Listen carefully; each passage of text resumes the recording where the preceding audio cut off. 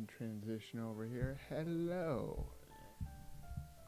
I don't know that we have anybody in the chat or anything like that just yet. So I I just started opening up the Altiverse project, so it's still opening up. I did change the way that my setup is a little bit, so I don't know yet how well this is going to work. We'll have to see about that a little bit. I do like, though, I can at the very least see the chat a little bit easier than I was before, because now I'm able to have my laptop off here to the side.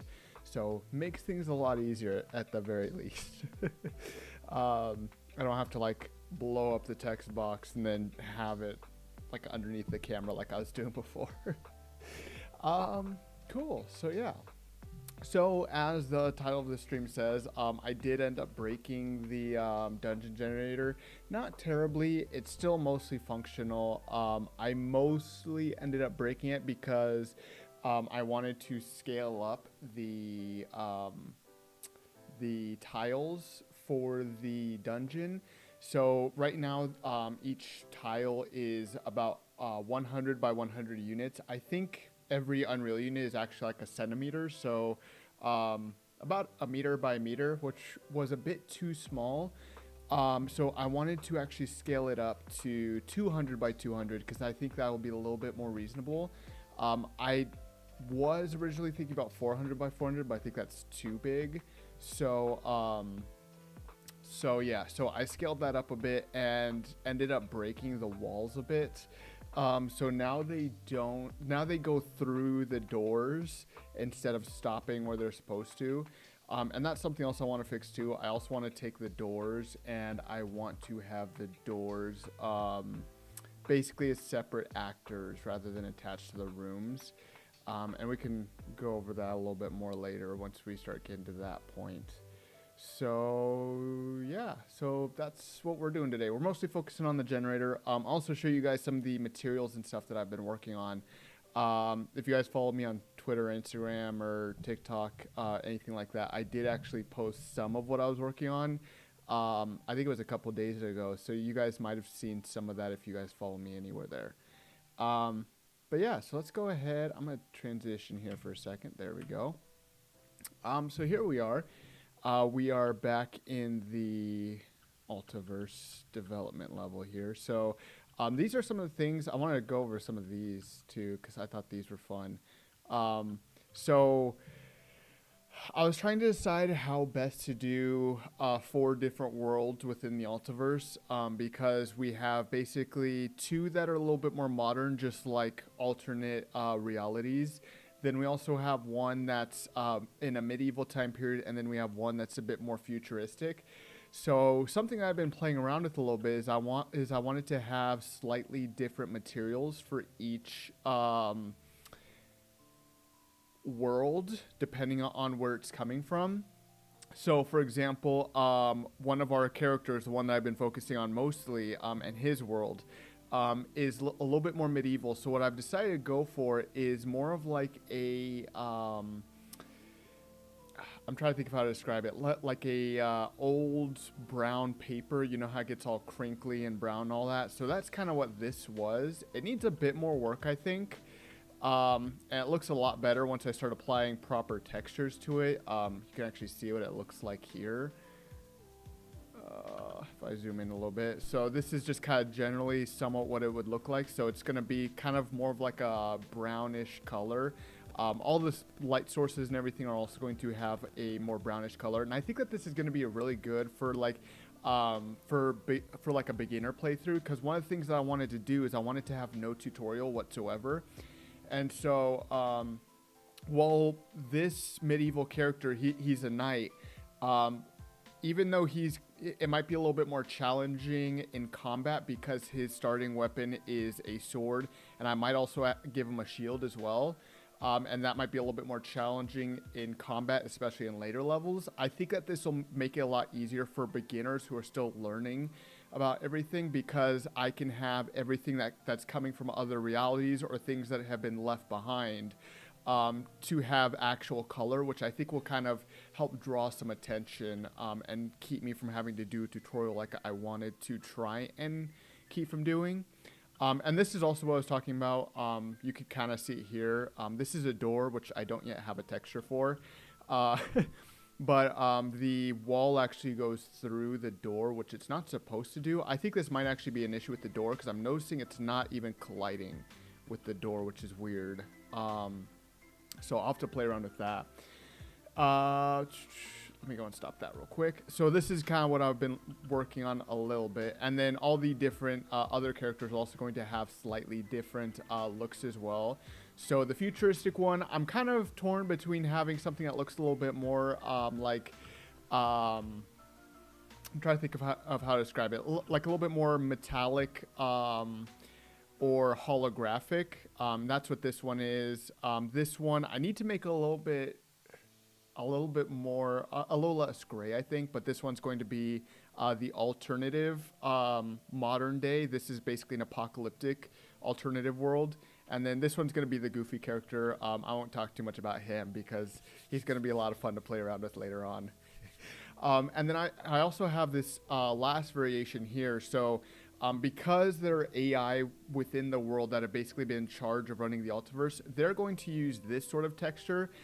My idea with this is there's basically nothing to it. It's supposed to look the most natural, the most pure, realistic form that the AI were able to produce. And as more worlds for humans to enter in were created, they all kind of lost their original flavor, their, quote unquote normalcy. And that's kind of what I was going with here. So I think that'll be interesting. I will have to play around with these a little bit more because I don't love this one. I'm kind of iffy about this one. These two I think I'm pretty good with. They might need a little bit of adjusting, but yeah. And then these were also a few textures that I was working on. So originally this was meant to look more like lightning.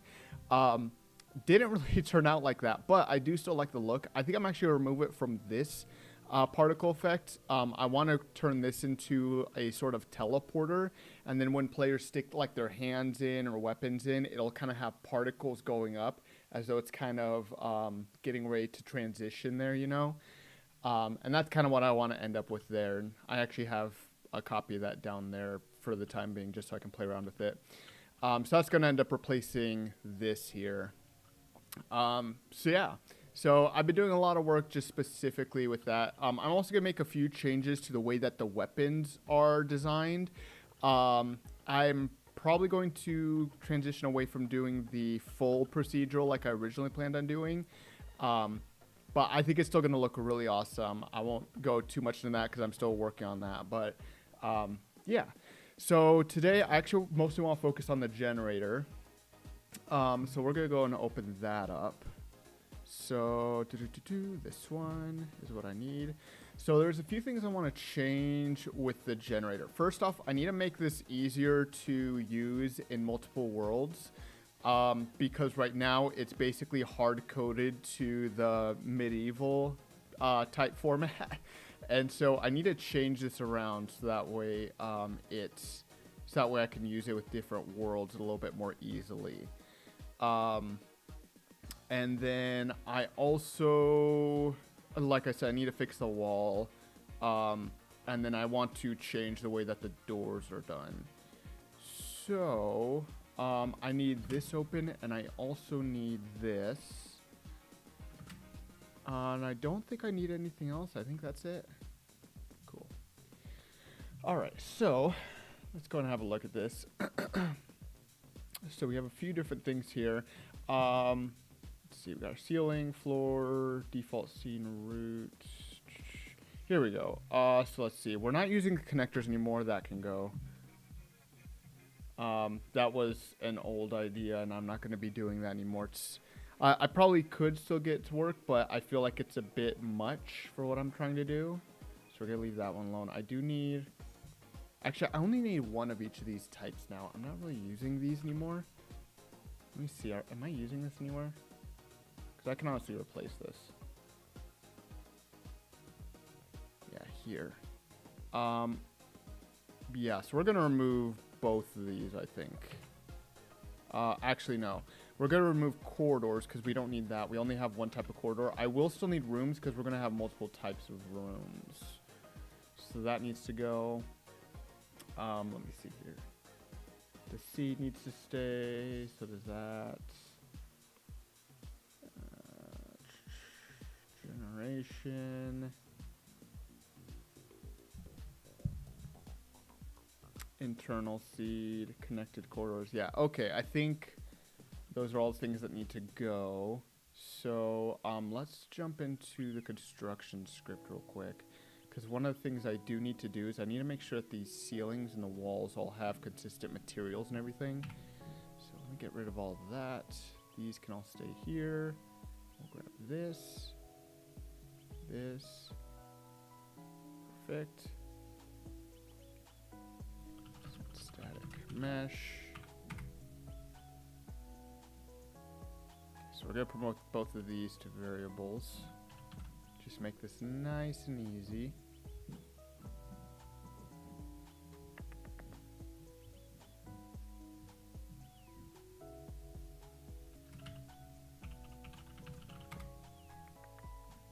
Instance editable, expose on spawn. There we go.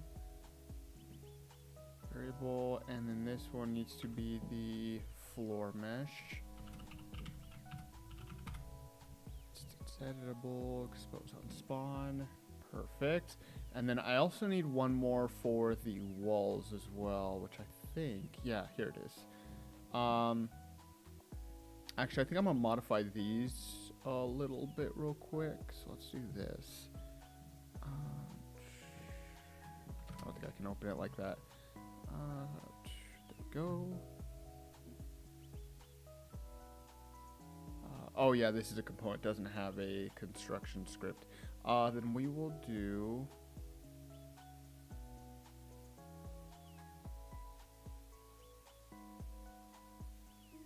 Yeah, we'll do this then. Set static mesh. Actually, I'm curious, am I able... I mean, I can't access it here. It doesn't look like I can actually use it. This area right here is actually a really big mess. That can actually go. I think I may need to figure out a way to clean this up a bit, because that's this whole area right here of my blueprint is just way too messy. There we go. So we'll do that. Okay. And we want to promote this to variable.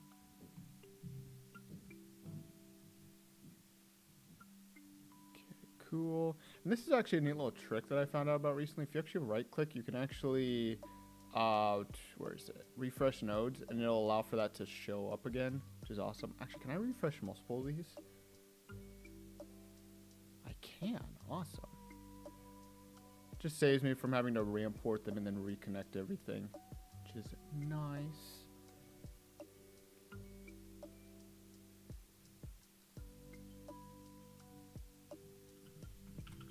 All mesh. Okay, I'm just gonna connect all these. I will have to clean this, but I don't know that I want to do that right now. So, actually, I probably should have changed the name of that. Hold on. Let's call this mesh. Hello, Mobies. How you doing? Let's refresh. I'll just disconnect them all. Great. Hope you're doing well, man.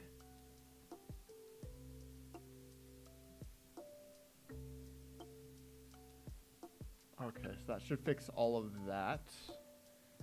I think I might actually have to scale up the whole room as well, to be honest. But let me do one thing at a time. This is for the door, so let's take this out real quick.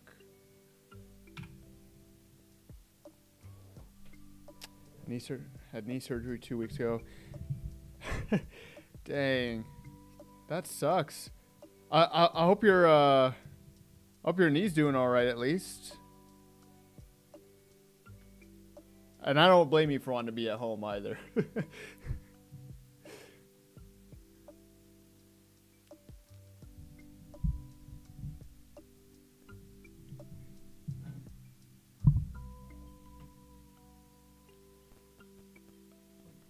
actually move this out of the way. That's a little bit in the way.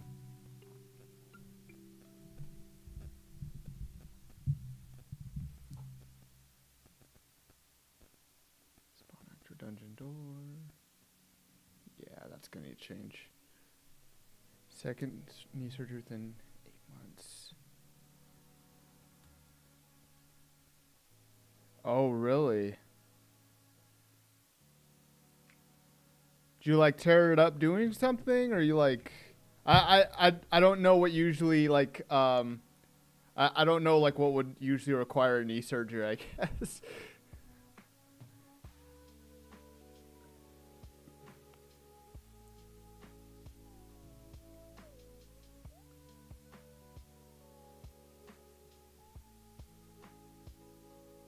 Oh, I can actually reuse this. Actually, let's go here. Oh, there it is.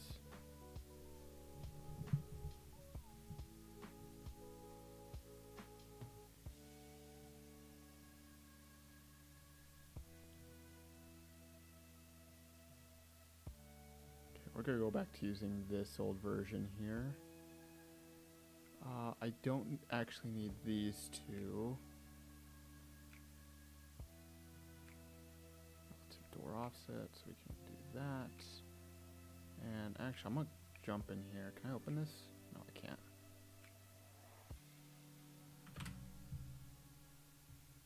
Well, I hope your knee gets better at least. Yeah.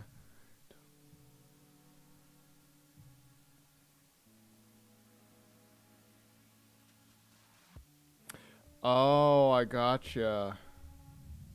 Strength my leg. Oh. Dang, that sucks.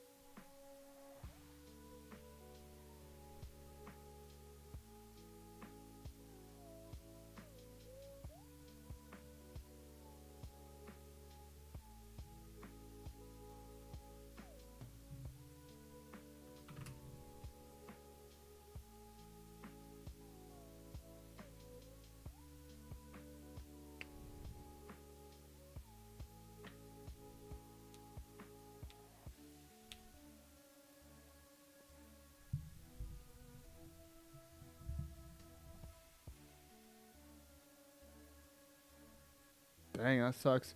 I mean, I hope it's doing all right now, at least.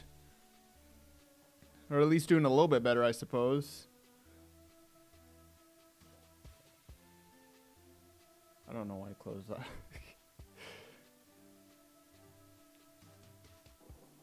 Oh, that was new.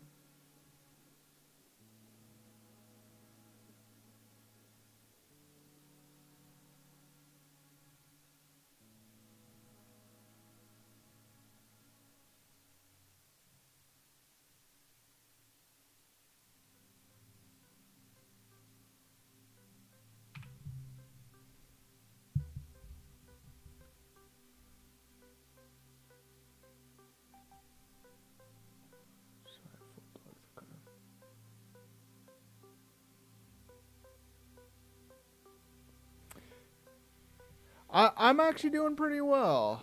Yeah, can't complain too much. I'm actually, I mean, in regards to the game, I've been doing quite a bit of work on it. Breaking stuff, fixing stuff, you know, the usual, the usual things I'm always doing.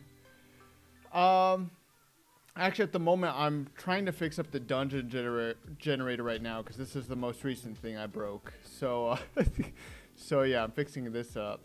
But yeah, otherwise I'm doing pretty well. Thanks for asking. Want to refresh these nodes?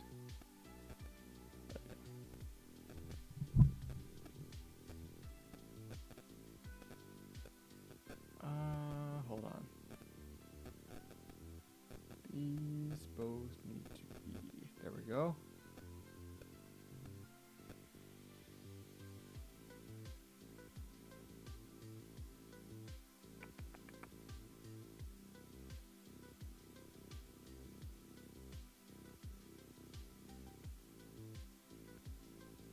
Wait. Oh, I see. Hold on. Door. just call it this for now. There we go. Alright, so hopefully that'll at least let me do this a little bit more modularly now. So if I go ahead, oh, that is the wrong thing. Where is,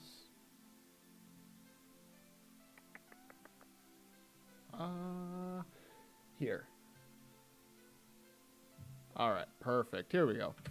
All right, so I need, actually I need a new wall, or a new floor. Hold on. Blender. Alright, we're going to keep this nice and simple. I think, if I recall, I just had it centered. Hold on. Add mesh plane. So actually...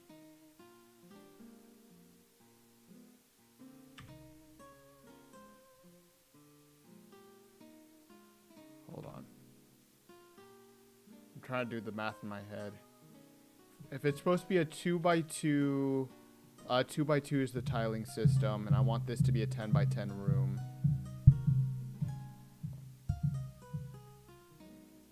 That would need to be 10 units out in each direction. Go, there's that. I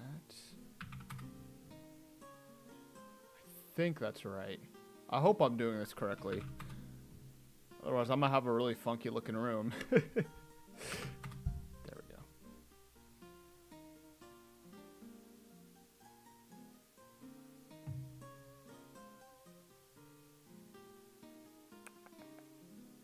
Assets.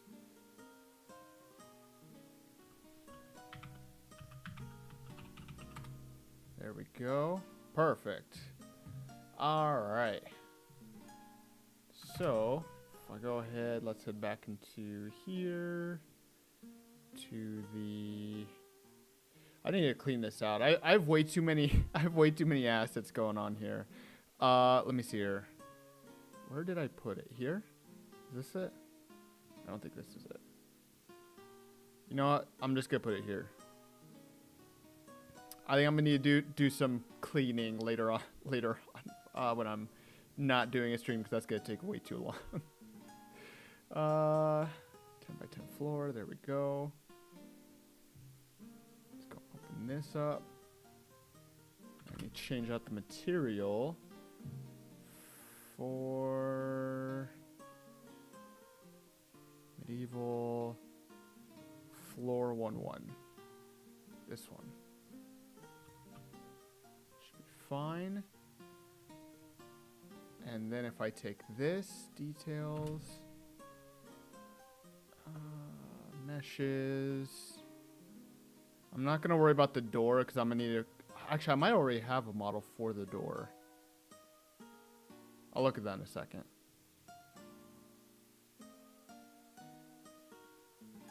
Where? There it is. 10x10 floor. There is the floor. Oh. Well, that's nice. Cool. I can see it somewhat. Let's see, for the shutters, I think I already have this one.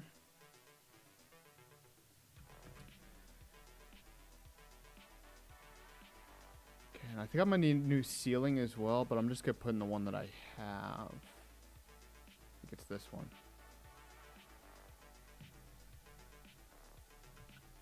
Yeah, that's, oh, wait, did I make this too big? I think I might have made it too big.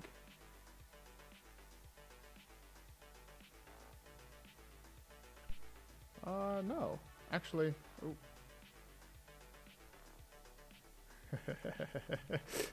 Oh, god dang it. I'm having these same issues again. No. Oh my god. 7 Days to Die VR mod. Ooh, that sounds interesting. Hold on, let me, real quick. Let me see if I can make sense of what's going on here, and then I'm gonna look that up real quick. Hold on. Why are the doors floating all over the place? At least I have this is separate now, which is good. That's what I wanted. The walls are not working correctly still. I think they're not colliding correctly. Oh, wait. Did that one go the opposite direction of where it was supposed to? Wait.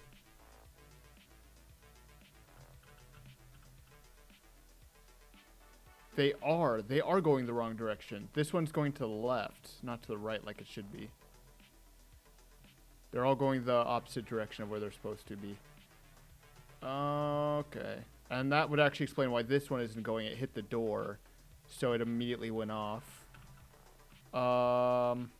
This one looks like it did the same, so that's actually a door issue, so I need to re-import the new doors. I think, though, room-wise, I think that's scaled correctly. Maybe not. Maybe I do need to increase it more. I might not have increased it enough. I don't know. I mean, I would still like to increase that size a bit, I think. Yeah, I don't think that increased at all. Okay. Yeah, I think I need to double that size. Let's have a look here. You said 7 Days to Die VR mod. Hold on. 7 Days to Die VR mod. Let's see here. Releasing very soon. See, is there any good one that I should be looking at, or should let's see. It came out today. Oh man, I think I have 7 Days to Die. Maybe I think I do. Let's see here. Why can I not hear anything? There it goes.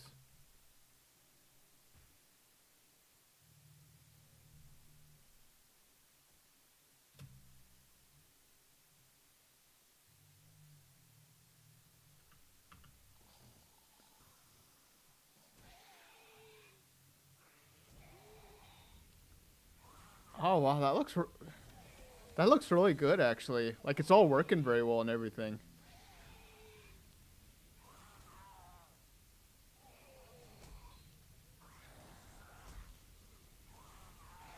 He was a beta tester for it. Beardo Benjo. Hold on here. Here we go. I see one for him from 6 days ago. I don't know if he has another more recent one. We'll watch this one real quick.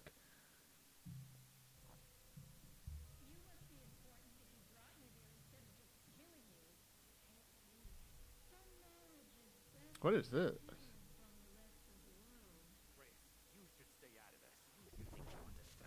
Daymare. I haven't heard of that one. I might have to look at that one later too.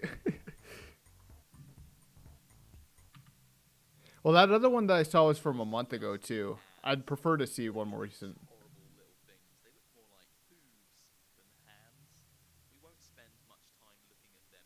Is that crosshair still there? I'd want to know that.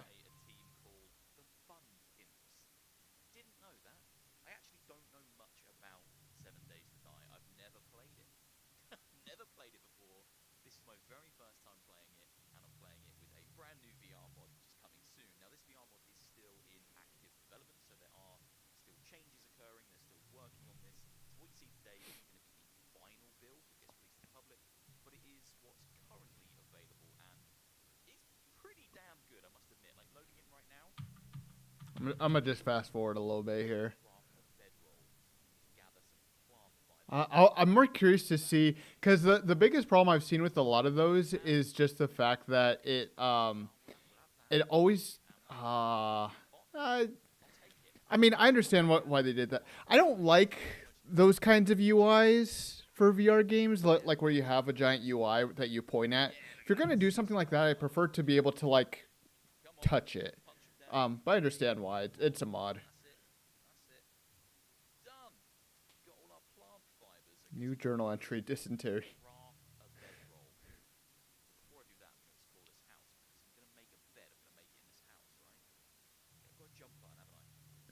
The driving works too. Still no scopes or two-handed bows.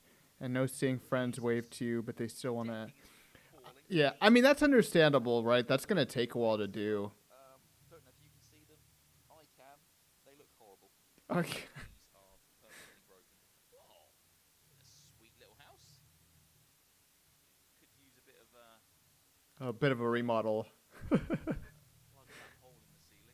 I don't know that I call that renovation. Tear that thing down, build a new one. Fruit in here. We got tinned fruit. Multiplayer does work, though. That's cool. Yeah, you know what? Yeah, I mean, like I said, it's a mod. It's understandable, right? That not everything is going to be there. And he did just say it's still in development as well. B. That's really cool, though. A or B. Top button on the right controller. It's kind of my interact. So I'm using that to open doors and to loot items. If we go and loot whatever that is. Looks like medicine. So to loot something, you just point at it, you press B on the right controller, and then you can see what's in there. There's some aloe cream, and then grabbing that with the trigger, dragging it into inventory, and then hitting again with the trigger means I've got it. So it's as simple as that. So yeah. I want to see, does he actually do any sort of driving or anything? Okay, where is it? There. Put it in my inventory. It's cool. Can I burn this house down? Don't really want to, but could I? Could I? That would actually be a really cool feature to add in, too. Dangerous are the zombies in this game, and how like frequent are they? Are they gonna like fully swarm me? Do they run? I really don't know anything about this. I've never really even watched anything about 7 Days. Oh, I can. Yeah. Okay, you can actually swing. I am seated today, so you can't see my lovely swinging motion. I'll hit this tree. Hopefully that'll give me some fiber pants. Yeah. Where? Yeah, get that inventory. Work. Okay, it's stuck to one hand. Oh, there's the bow. Okay, I've done that. Oh, okay, so it's It works like a little pistol or something. the arrow's like primed, pulled back. Ready to go. Where can I fire it? I'm not gonna lose it. It's a tree. That's like a really easy way. That's like an OP way to use a bow and arrow. Look at that. I'm never gonna miss a shot. Did my arrow break? Oh! For some reason, I assumed it would break. Right, what we're doing now? Craft frame shapes. Place. This is awesome. We're plugging in the holes. We're fixing the deck. Chicken. Oi, chicken. Come here. Oh, I missed it. I didn't actually.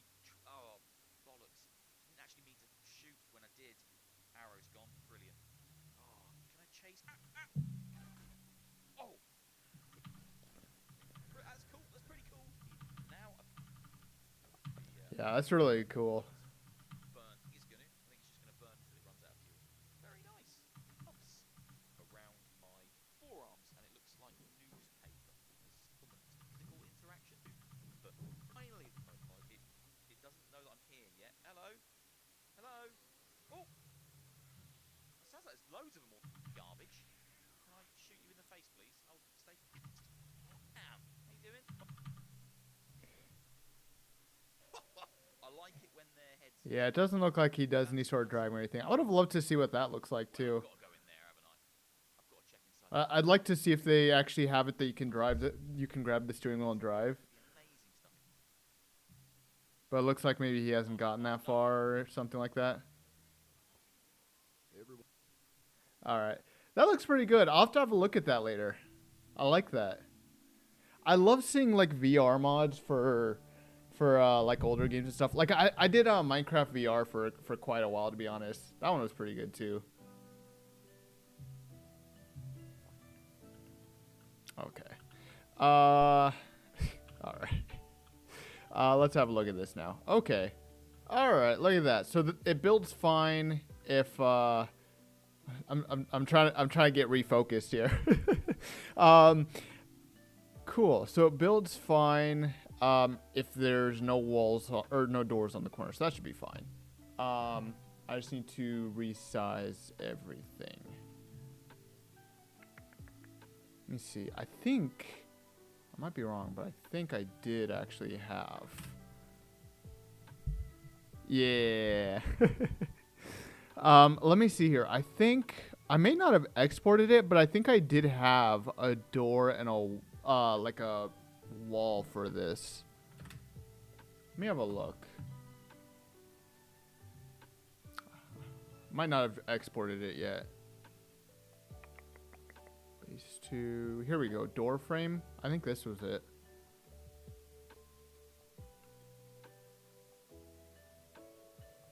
Yeah, this was it. Okay, let's see how this looks real quick. So we're going to do export FBX.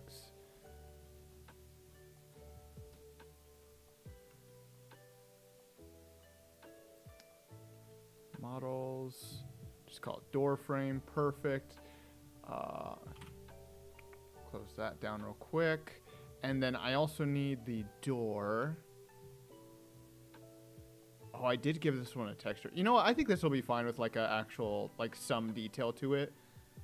I can't do very much detail to the walls because of the way that I'm basically scaling them in order to make it all work. So that way I can just kind of randomly put around doors. So I'm not really able to do proper like detail to the walls. So do door. Go.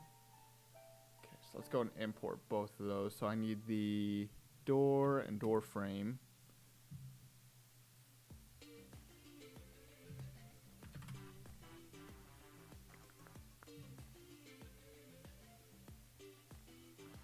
Okay, let's see here. There's the door. There's the door frame. I don't know why oh, you know what? I know why I have two doors. That was a stupid mistake.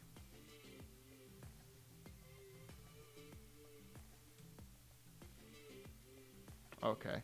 I'm going to give these just some quick materials so I can see what's going on too. Base. We'll just use these directional ones. Forgot to open the other one. Meshes. There's the door frame.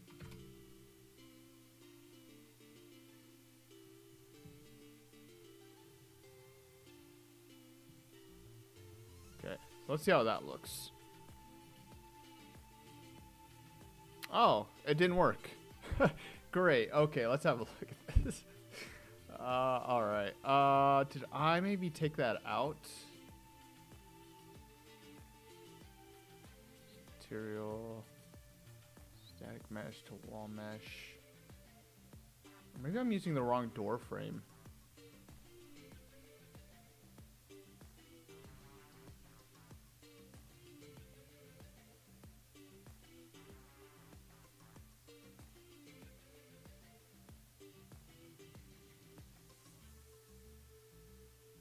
Wall mesh, door mesh. Nope, I do have those.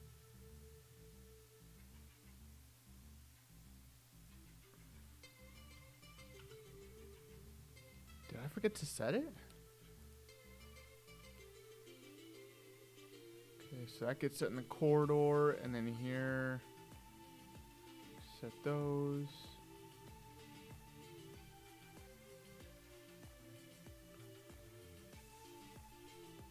Huh.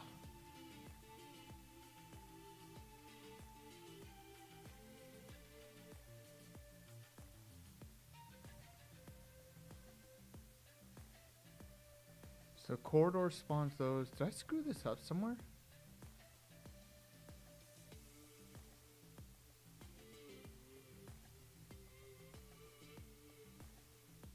That is so weird. Oh, let me make sure everything is saved real quick. Let's do that first.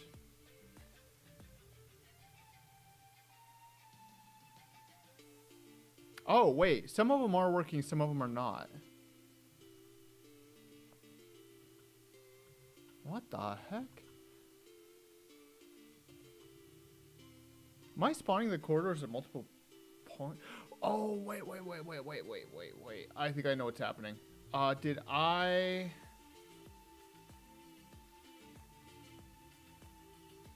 I did.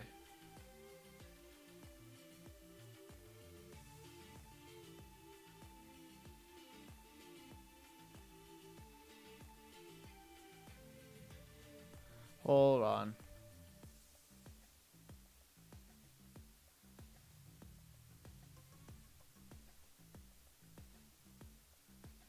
Hold on. I have to be spawning the corridor somewhere else. Hold on.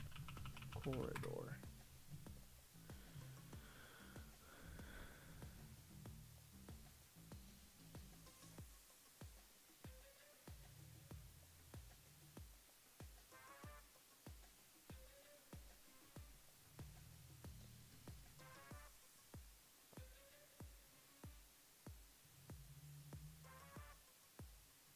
Why is it only setting it on some of them? That's so weird. Let me see something real quick. Hold on.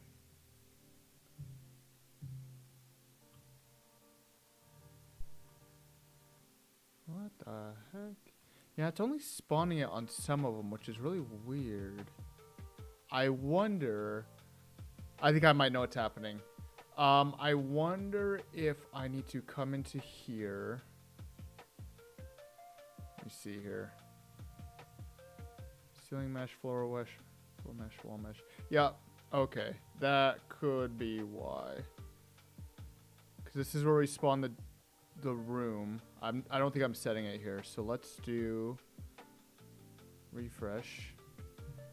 So I need to grab all these. So ceiling mesh, floor mesh. I feel like there has to be a better way to do this. Maybe I need to set up like a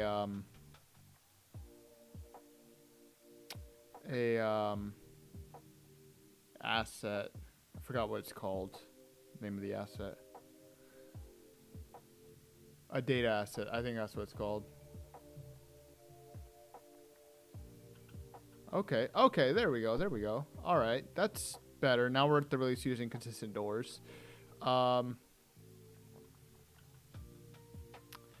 think if I double the size of the rooms and I double the size of the corridors, I think that'll work fine.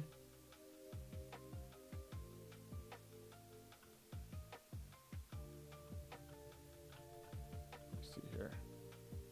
Yeah, because it's lining up correctly with the door, or like with the actual door frame, which is fine. Why are you still floating up? What is going on with that one there?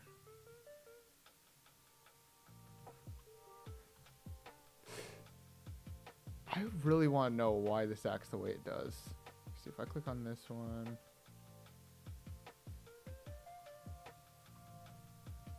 You know what? I don't think it's constraining correctly.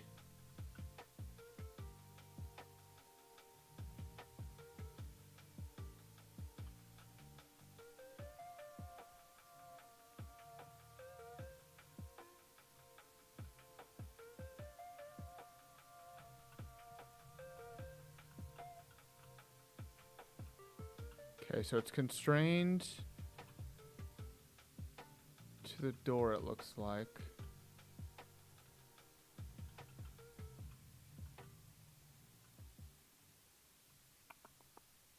So weird.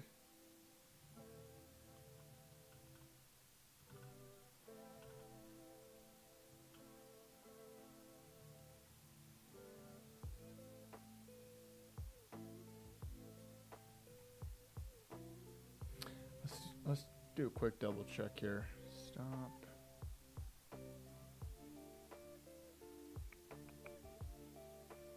Constraints. Door wall mesh.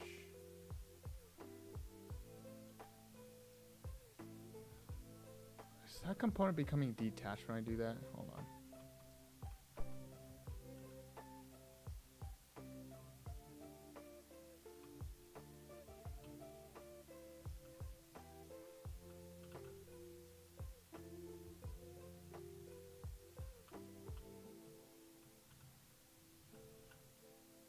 See, it has the lines like they are constrained, but it's still moving freely.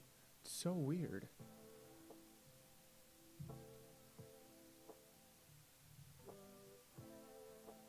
Parent dominates, disable collision.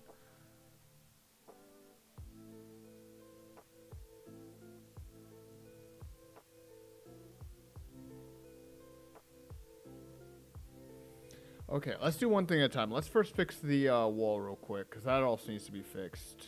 So I need Meshes, door frame.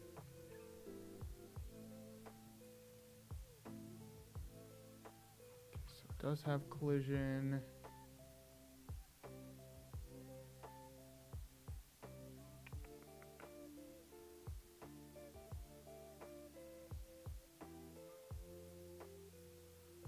Let's do this real quick, because that collision also needs to be changed real quick.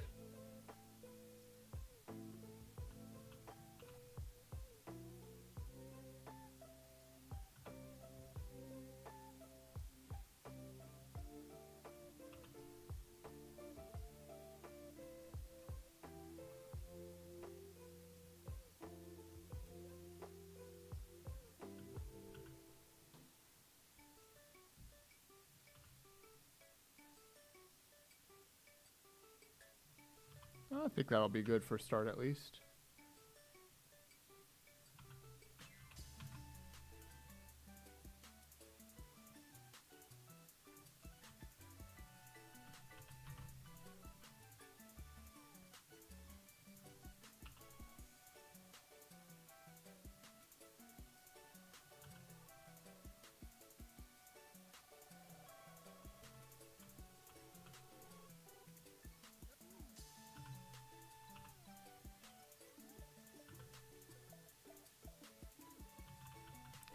That should do.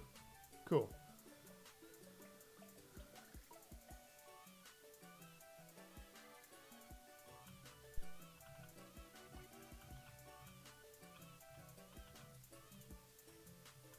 Oh yeah, that's right. It's going the wrong direction. That's why. Hold on. Shutter. Close.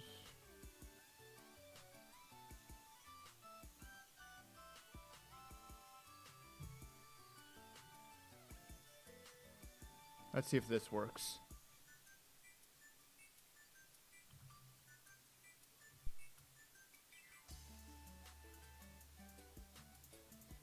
Okay, there we go. All right, cool. Now we're getting proper collisions there.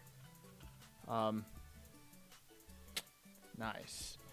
Now I just need to actually take all of this and actually fix this.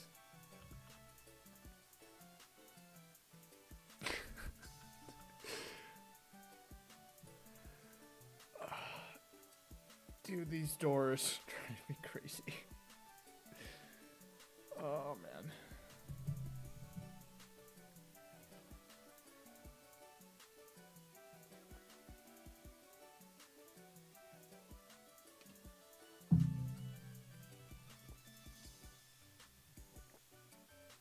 Let me see this real quick.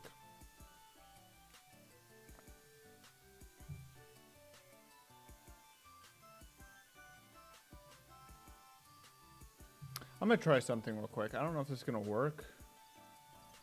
I'm going to try this. Set constraint.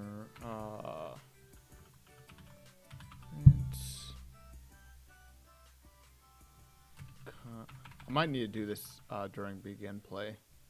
Yeah. Oh, wait. I'm grabbing the wrong thing. I don't know what's wrong with me.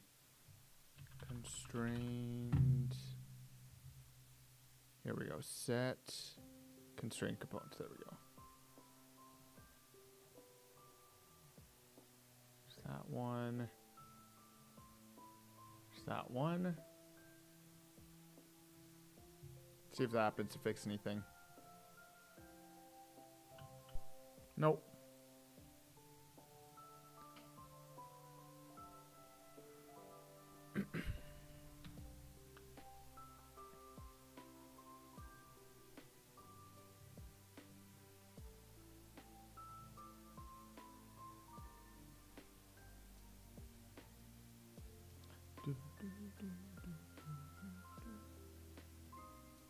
Physics constraint.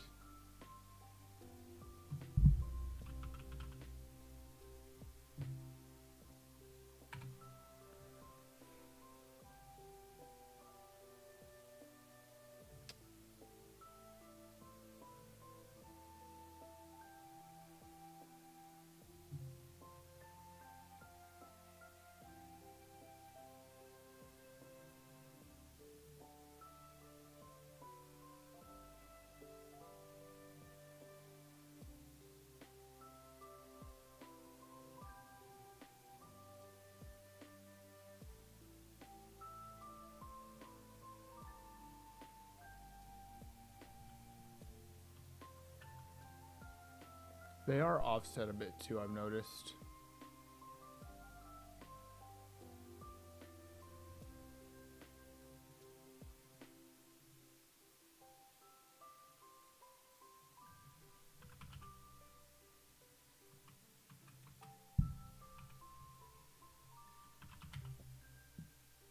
Here we go. Make transform. It's going to be same for both here.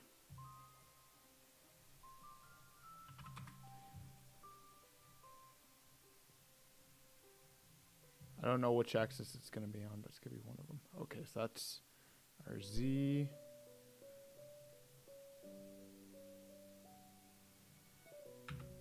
I don't know why I thought it was going to be Z.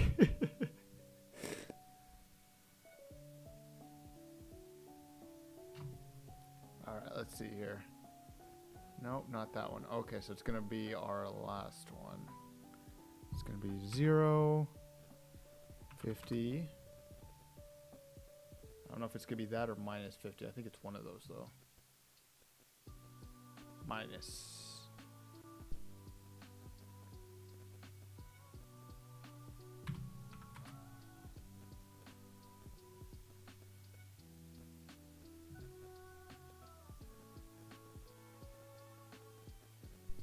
Okay.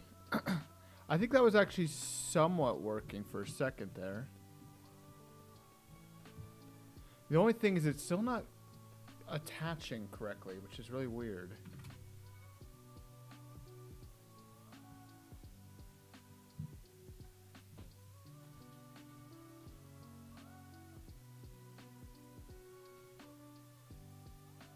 Customize collision.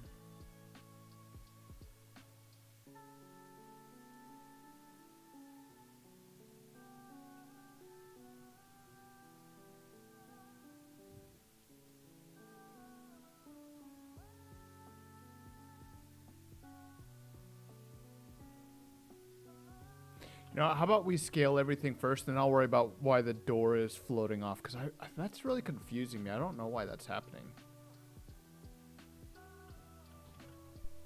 Okay, so for this, let's see. First off, I need to double the size of the room, because that didn't go quite correctly. So let's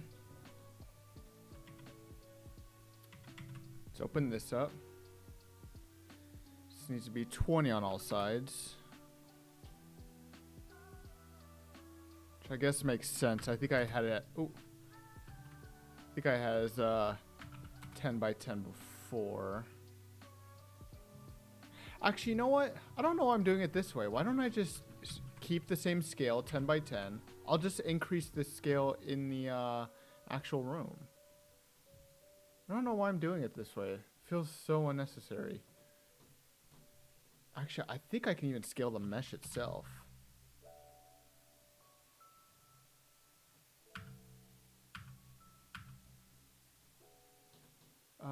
No, that's import uniform scale. I think this is it.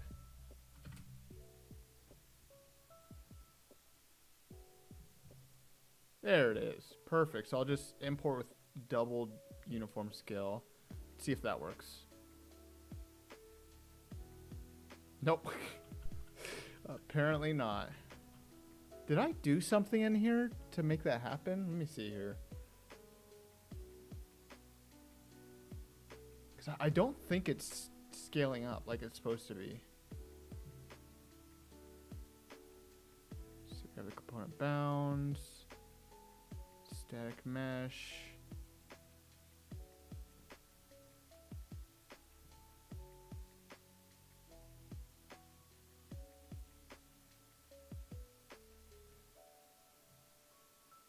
Hold on. I think I might have done something.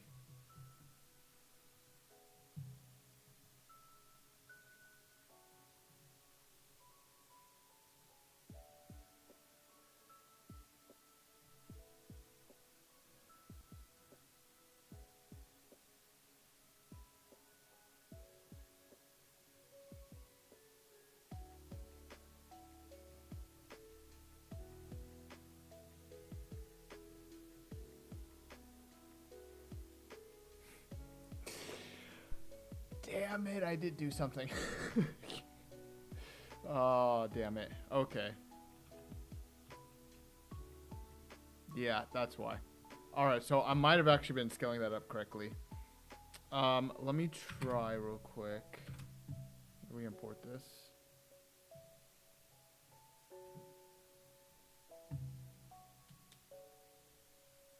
Okay, yep. Alright. We're getting somewhere now. Let's see, do these not have collision? I think the floors don't have collision. Hold on. I think usually when the planes come in, they don't.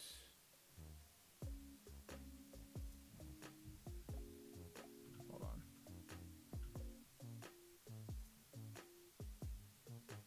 Yeah, it doesn't. Okay.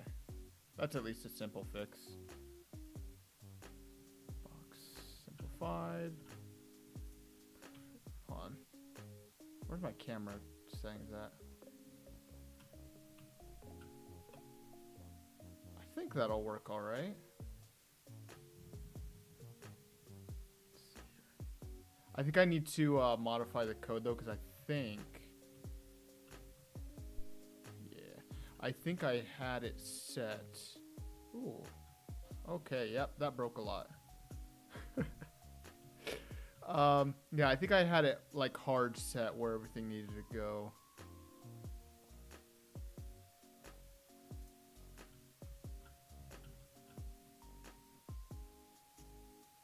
Yeah, so the walls themselves are working fine.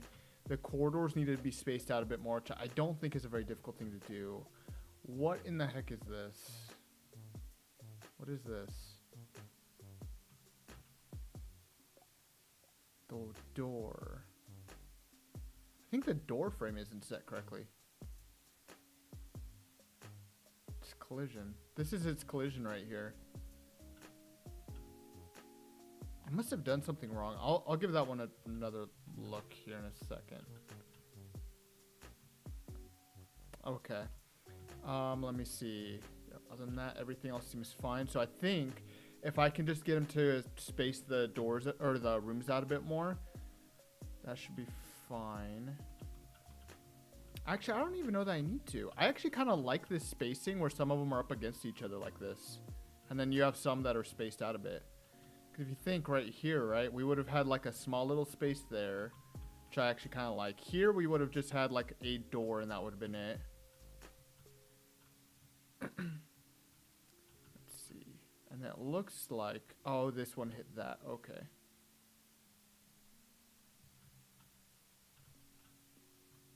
I see. Maybe that won't work well then. So I think if I space out just a bit more, it'll be fine. Let's fix the walls or the corridors first. That should be fairly easy.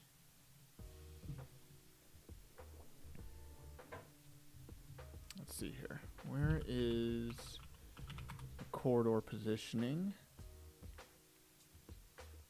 Here it is. This.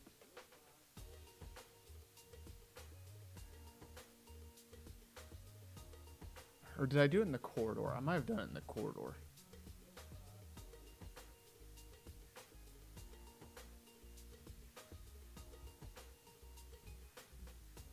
Yeah, here we go. I think that'll fix it.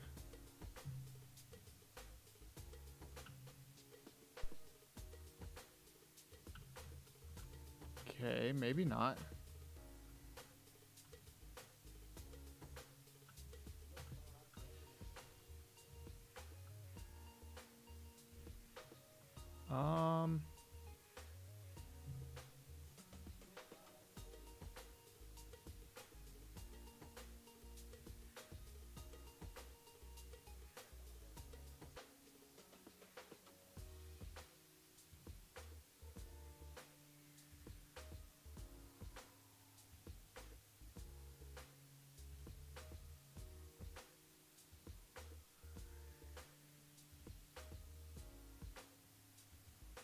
Let me see something real quick.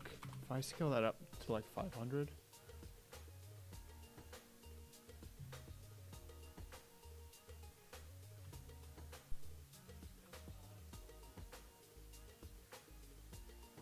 Okay, so that's bringing it actually closer.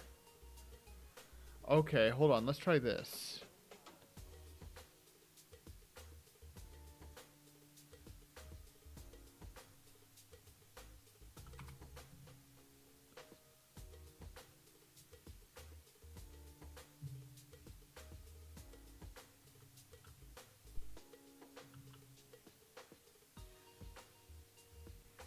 Hold on. I think I'm getting closer.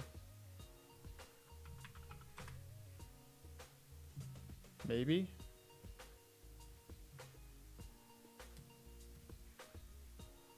I can't tell. I think it's getting further away. Let me try something real quick. If I do minus maybe 300, let's try 500. Do something a little bit over exaggerated.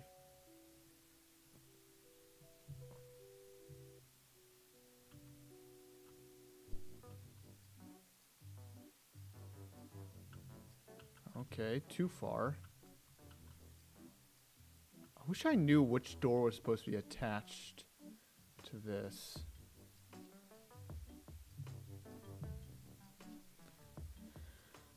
I might need to start breaking out the debug stuff.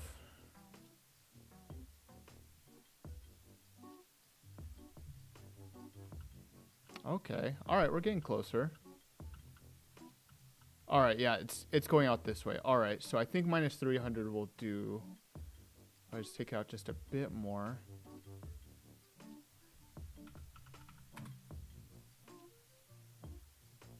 I don't remember the reasoning for my math on this. I think I did it a bit too long ago. But hey, so long as it works. Okay, that corridor didn't build. Okay, so minus 350. And that should be fine.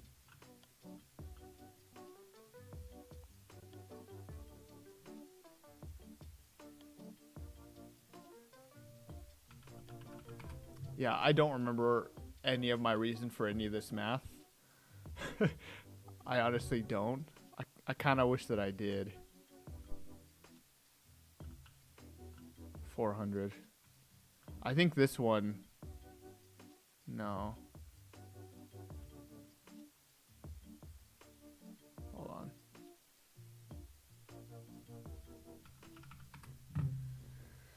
Oh, God. I might need to break out, or go back through and reevaluate everything that I did. Okay. Hold on, I think I see what might be happening with these ones ending up in the middle here.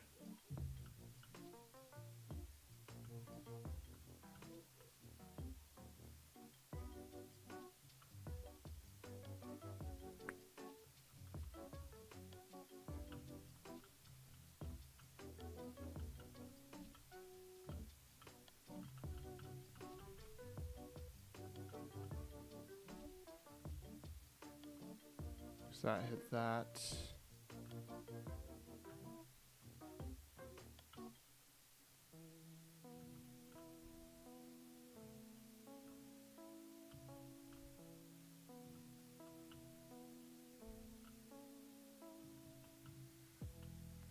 Okay, so I think... Yeah, this one was attached to this one.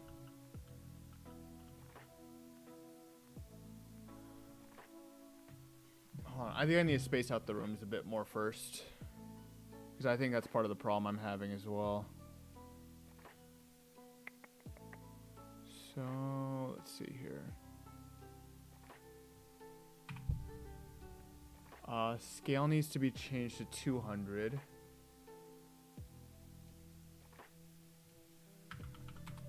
we go.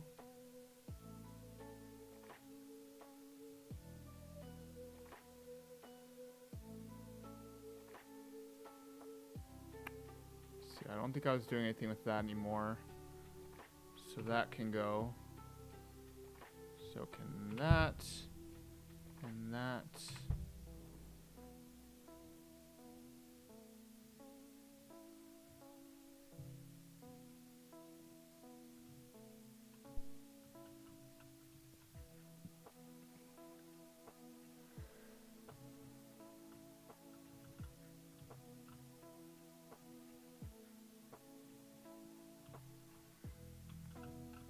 I really broke everything just by setting up the collision.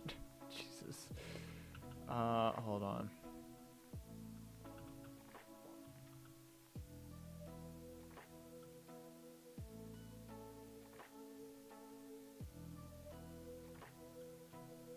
Okay, hold on. Let me, real quick. We're gonna do this real quick.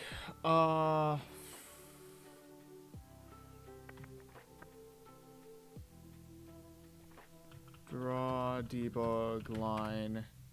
I want this to be very noticeable, so we're gonna do like a bright blue. There. There. Actor location. And then I think, if I recall, the start room was supposed to be the self that spawns it.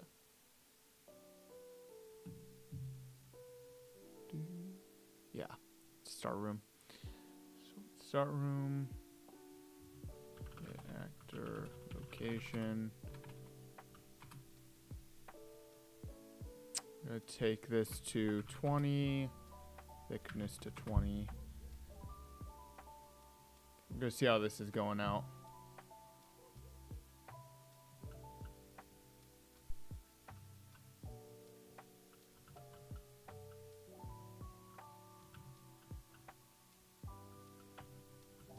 Okay, so why are some of these spawning out further than others?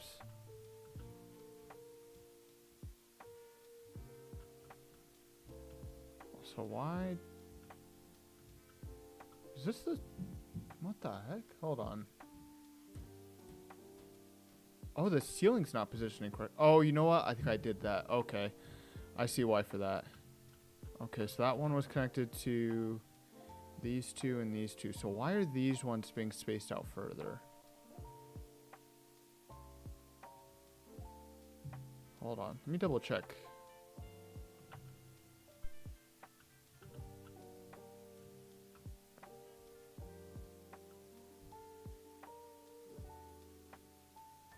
Wait, so who do these ones belong to? What the heck?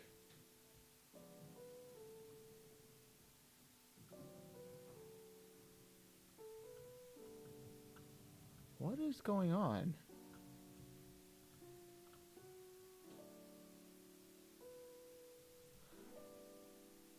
Hold on. Dude, I don't know what I did. I seriously broke things now. Oh, man. Hold on. I need to walk through this real quick. Let's see, get random corridors. This is where I did that. Yeah, this was where I did that.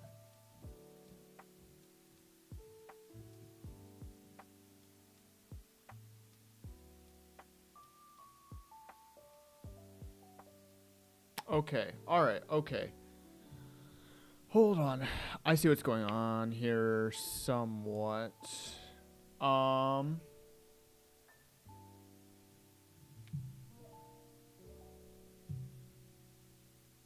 going to do this. Let's reset this back. I think that was at 100, if I recall. So we're going to set that back real quick. I'll go back here. I don't even remember why I had this here, to be honest.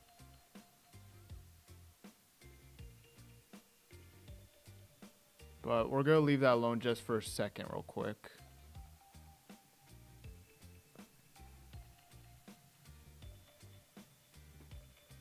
Okay, so if we jump in here,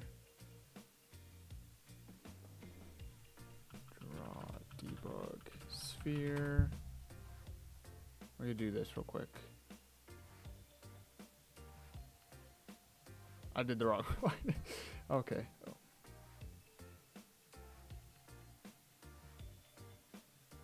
Okay, we'll do it right there. Radius of 20. Duration of 20. Thickness of 20. We're going to do that before the return. And I'm going to grab this.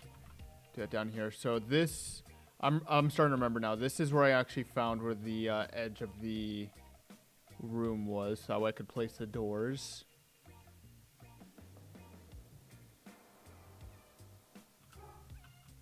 Okay, so yeah, they are not spaced out enough.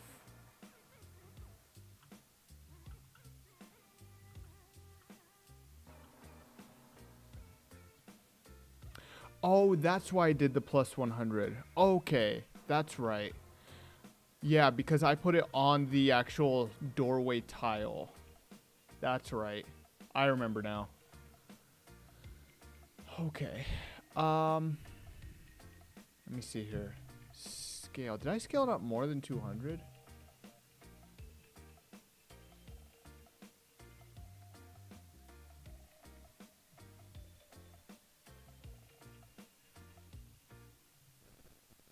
Hold on. Let me do a couple things here real quick. Hold on. Construction.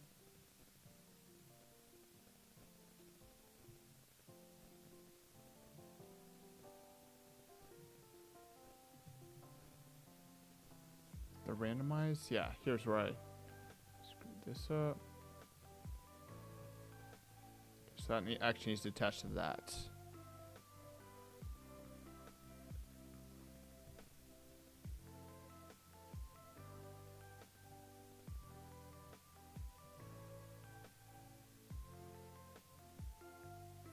Okay. So hold on.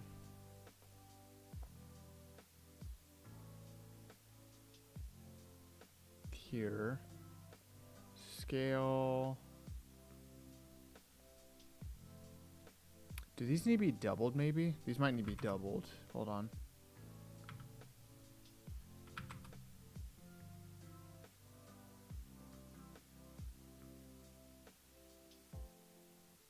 Or actually, what if I just took this out?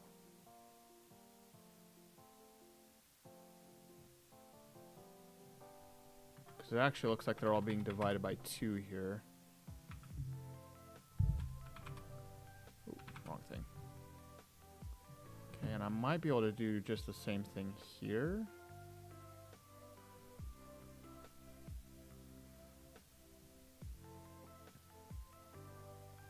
We're getting closer. Very slightly closer.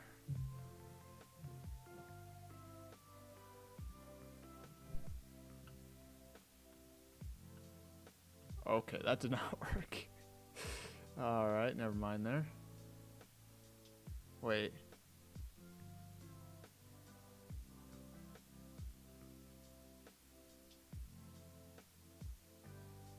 Map values, functions.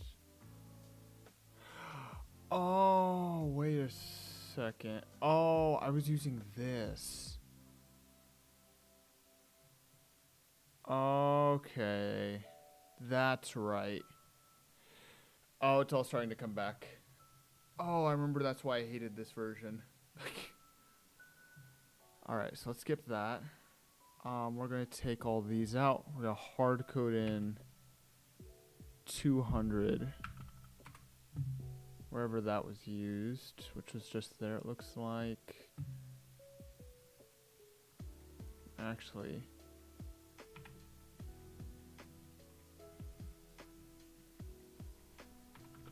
Okay,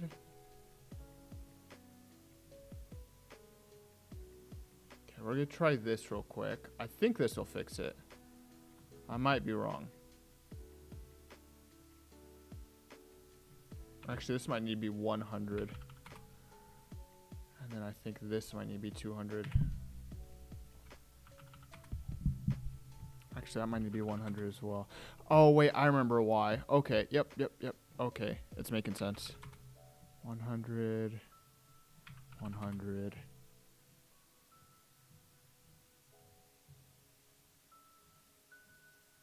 Okay, still not scaling out correctly.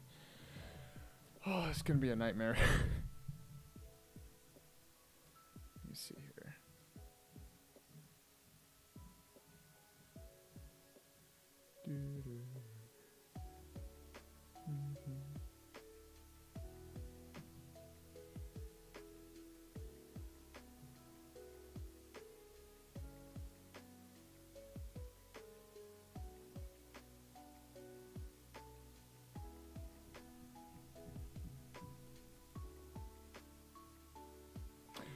I'm gonna try something real quick. So I think I need to do the things a little differently. Get bounds.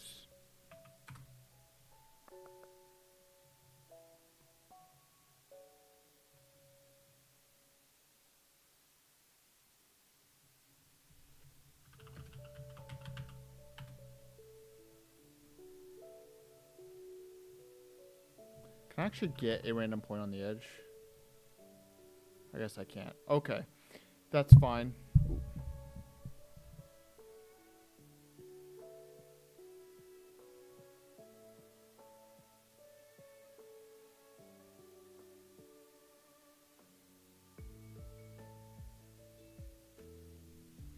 Get random point.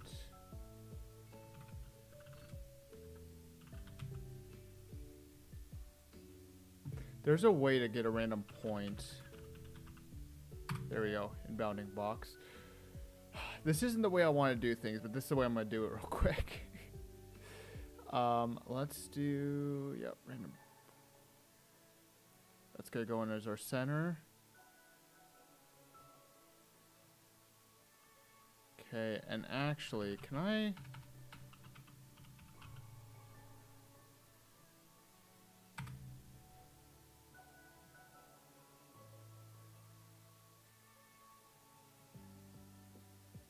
What is a vector list?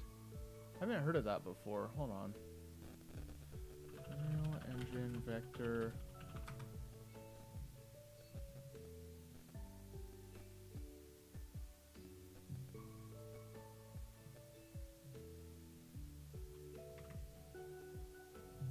All right, you know what? I won't bother with that. I need to find a way to round this to some point.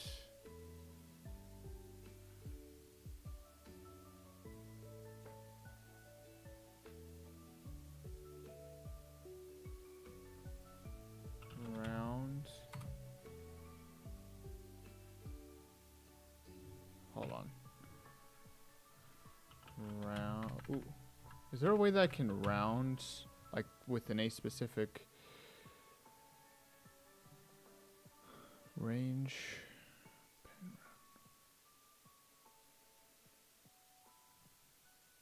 What is this? A pen round rectangle XY. It divides the input dimension X and dimension Y by 2.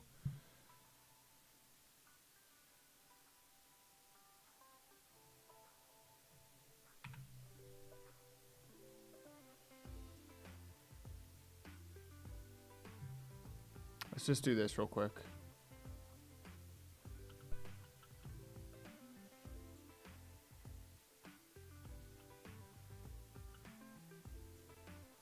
Hold on. There's too many. Hold on. I have an idea.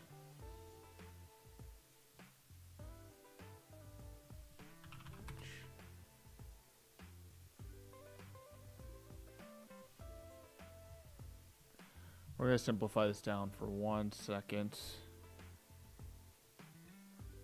There's our starting room.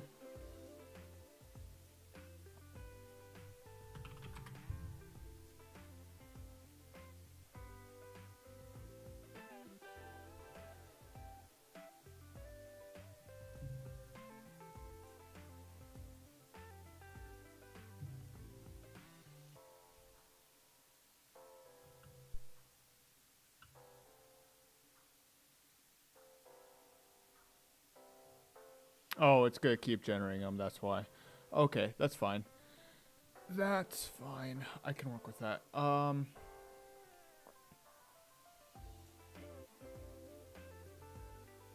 Okay, let me do this then.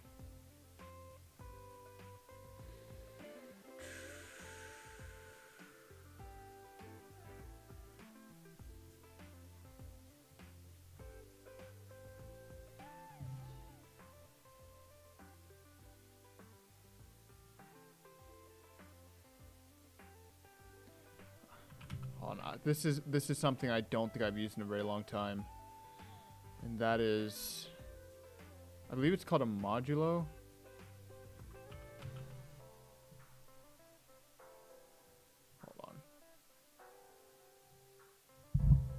Modulo.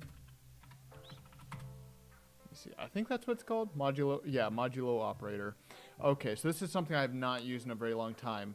But from what I remember, it basically returns a remainder. So if you divide it by some value, then it will return a remainder. So I might be able to use this.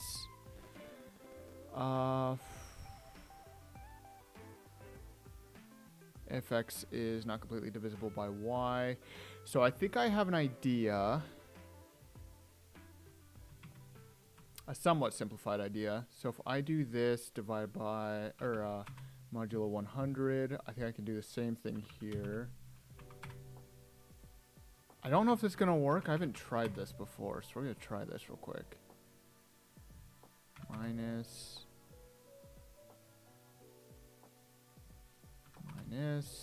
I think this will work. Make vector. I think I actually did this wrong. Vector.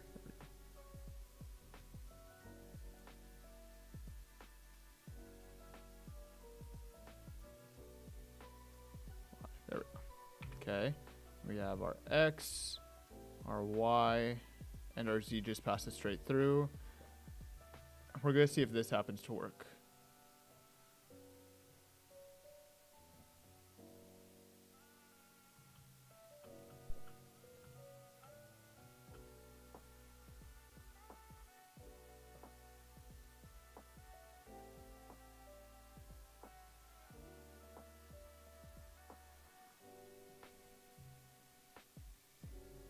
Okay, yeah. I think that's working. It doesn't look like we're getting any on the edge, which is what I wanted.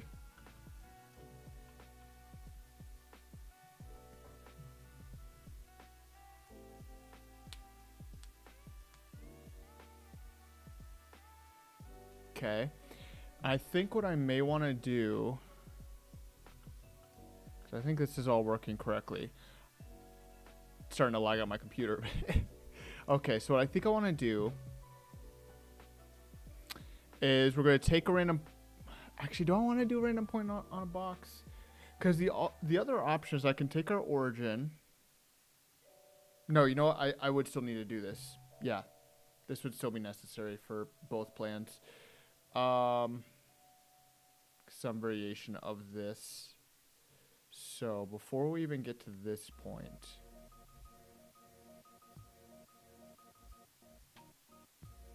I'm just gonna have this run straight into here real quick.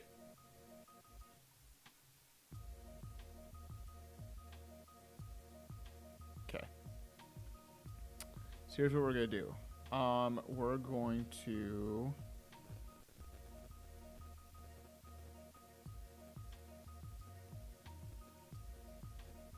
Actually, I think I might be able to do this a little bit differently. If I run this into a select...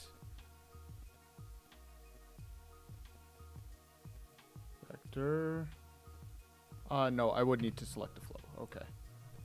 Select float. Actually, let me do this because I know sometimes it's going to be a little weird. I'm going to promote this to a local variable.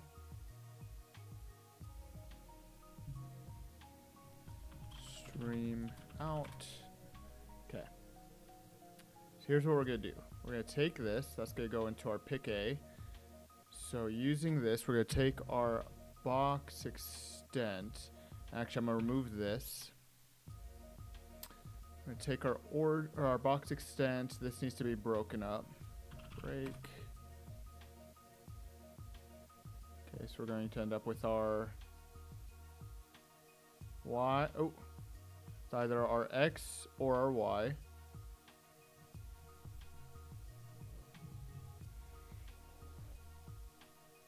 Okay. And then, depending on which one we get, we then want another select float. Okay, which we're just going to not.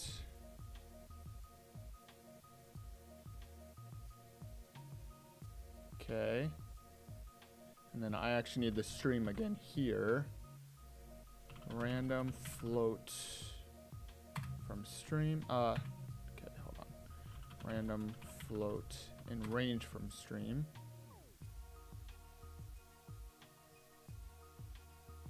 X there. Okay, then that's going to need to come out. We want to take all one of these.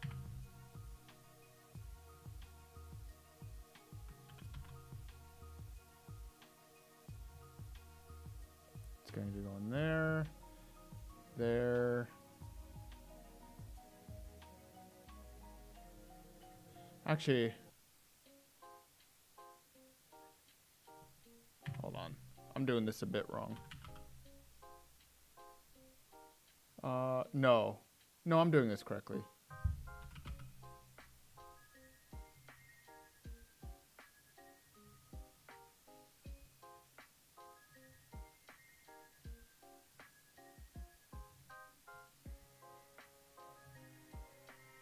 Okay, so this is our Y.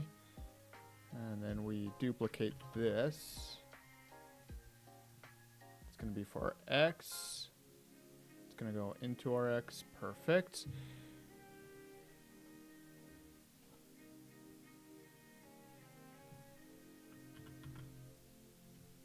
Select vector. Okay.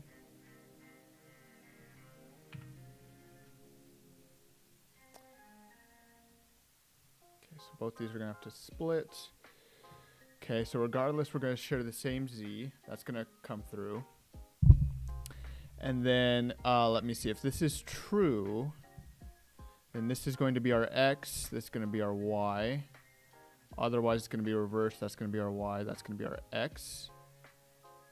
Honestly, I probably could have just used the select vector. I feel like I kind of overdid that. So I think if I do that, I think that'll give me a point. Let me see here.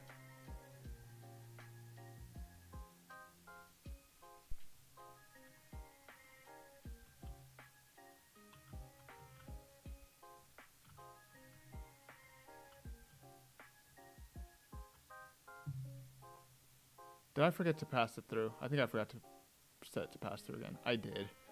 That was stupid. And actually, it just occurred to me. This actually needs to be added onto the origin.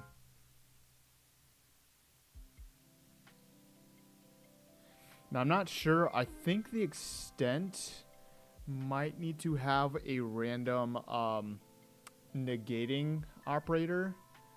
Because I think it might act more as a corner point here. So we're going to see.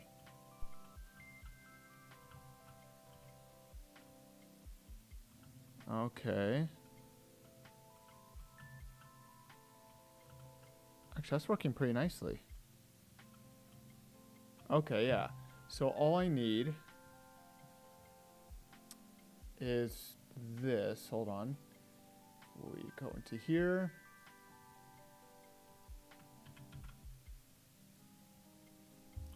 Select. Wait. Bool.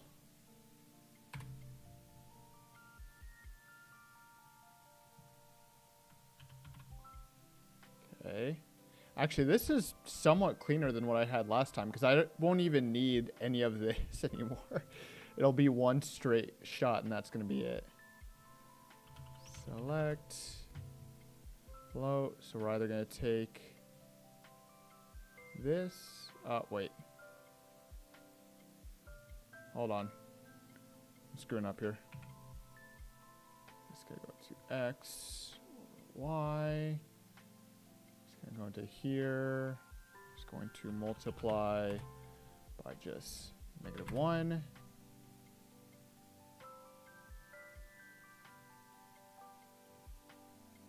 Okay. And then if I copy this down here, it's going to go to there, there.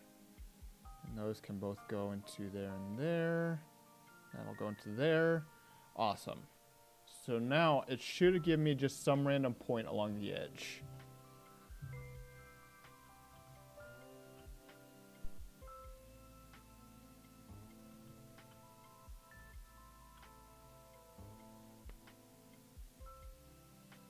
Cool. Yeah, that works. Awesome. Okay, so now we can come into here. In the corridor, we don't even need that anymore.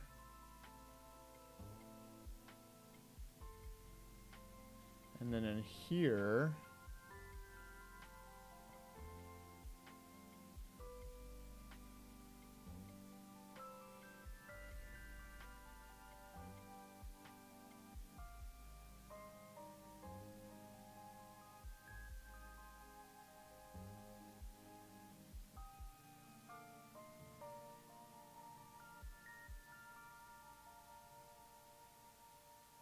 Actually, I'm gonna disconnect that altogether. It just occurred to me what it was I was doing. Or actually, no, we'll reconnect that. We're gonna see how this behaves now. I'm not entirely sure how this is gonna go. I think the rotations might be wrong, and that's gonna be the main thing there.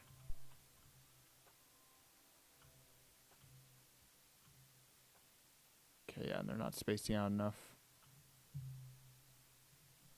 Okay. Okay, so let's see here. Here. That's gonna come out. These are gonna come out.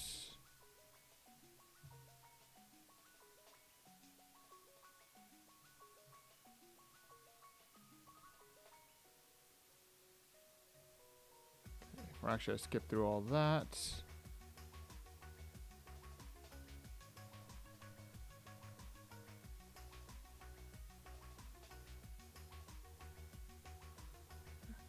Actually, this is going to be somewhat simplified as well. Get component bounds.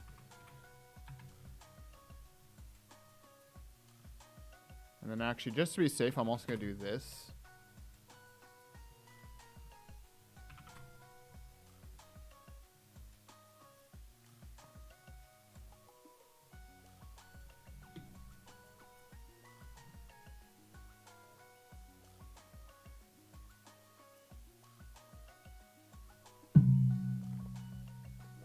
Did not mean to do that.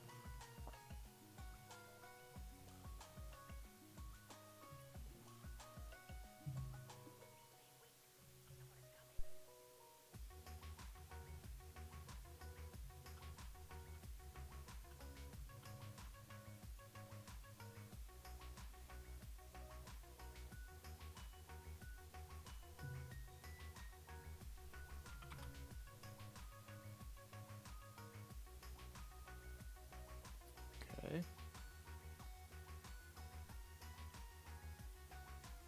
All right, so that might be a problem.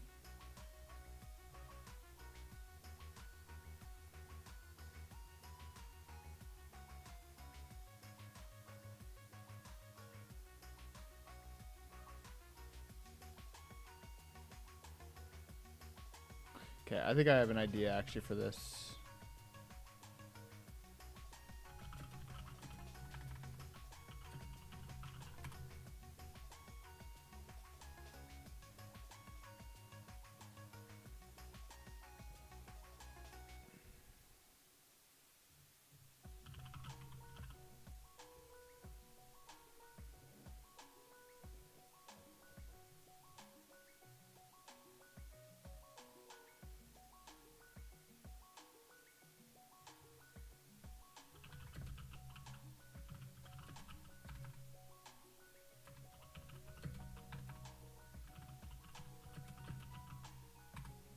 Look at rotation. We go from here to there.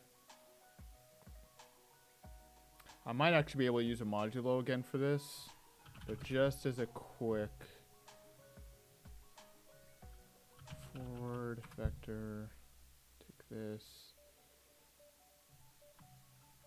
multiply that by that, add. This is all gonna look really messy, but I'm gonna have to come back and clean this up in a little bit.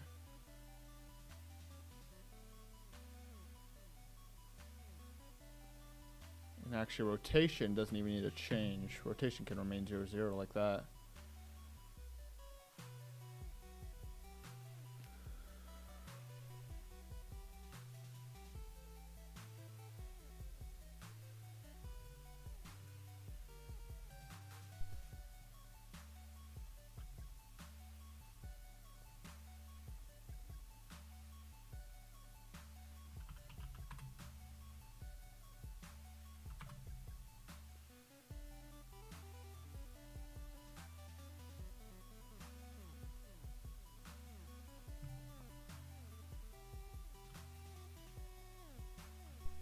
Hit cube 2.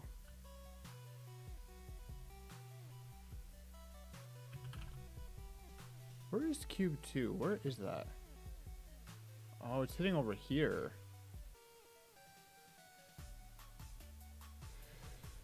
Oh.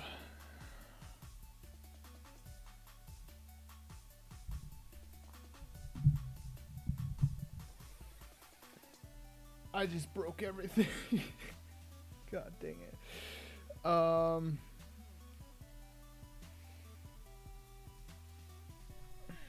Let me think for a second. Because I've now broken just about everything in my generator. Good news is I do have a Git repo for this, so I can always revert back to a point where it was working.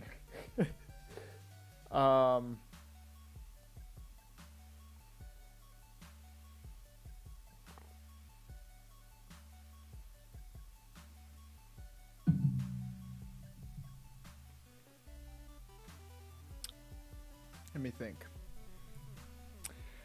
Another thing I could do, given that I've kind of broken everything already, I don't know if this is just kind of backtracking way too much, but I know that Unreal Engine has a procedural generation plugin.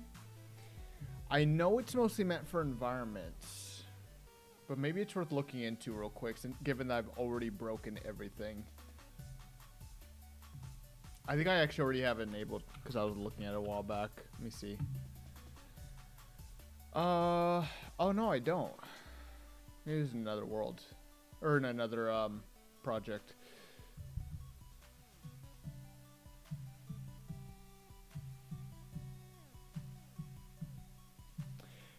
I was looking at the procedural mesh component though. I know that this does not work in the Quest 2.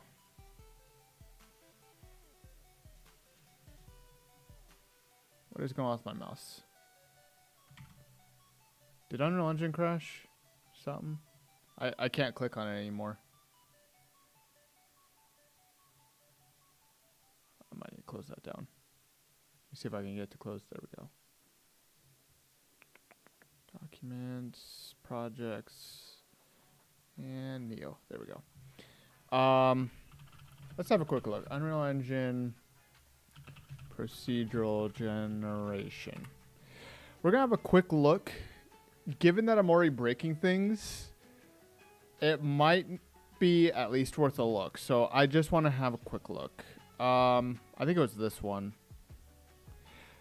The only problem is I think this is mostly meant for like environments and stuff, for like foliage and random buildings in like a forest or something like that.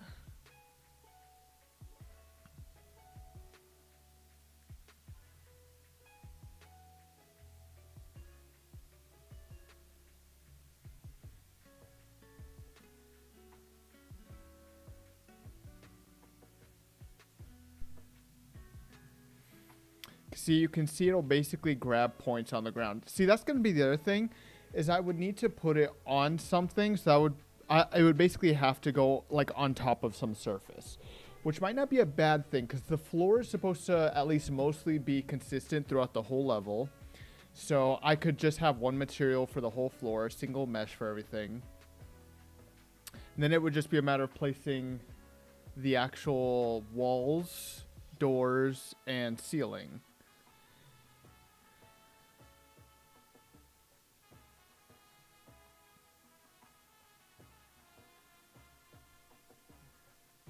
Now, the only thing, I don't know if there's a way for me to like scale that or like to push them out a certain ways. Unreal Engine. Let me do something real quick. I want to see something.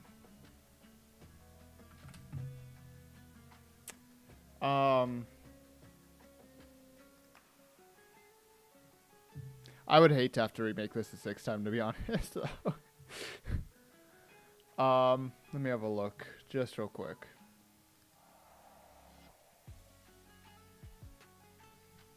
I'm in the right place. I want it to be here in begin play. I noticed something. Get component bounds. So there was this. Oh, come here. There was this thing called the sphere radius. So I want to see. Draw debug sphere. If that encompasses like the whole room, or if that just encompasses like something else. So if we do origin, radius, 30, 20. So I want to see if this is going to cover like the whole, like the corners of the room too, or if this is going to go to like the closest edge. Okay, corners. Oh, why did it do it multiple times? That's so weird. Oh, you know what? I think it's spawning multiple. Okay, hold on. Let's do this real quick. I'm going to disconnect this. It looks like it's just doing the... It's going all the way to the corner. It's not perfect because of how many polygons there are, but... So theoretically, I could do something like that. If I took all of the different... if I took like all the different floor sizes that I wanted to do, got their radius, and then just like took a whole bunch of points that I randomly put in, like in one of these kinds of worlds, I would just have to check to make sure that they would all, fit correctly, and then I could just kind of connect them all using the old corridor system I had, which might work. If I use the scaling wall method that I've been using now, it might actually work pretty well. Big pain in the butt's going to be optimizing all this again. Unreal Engine, PCG Dungeon. I don't know if I don't know that anybody's done anything like this. At least not yet. I think this plugin is still fairly new, so I don't know that anybody's even tried doing anything like this.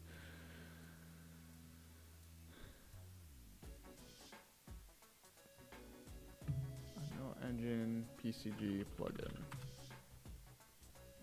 Question is too is if this is worth it. UE 5.2.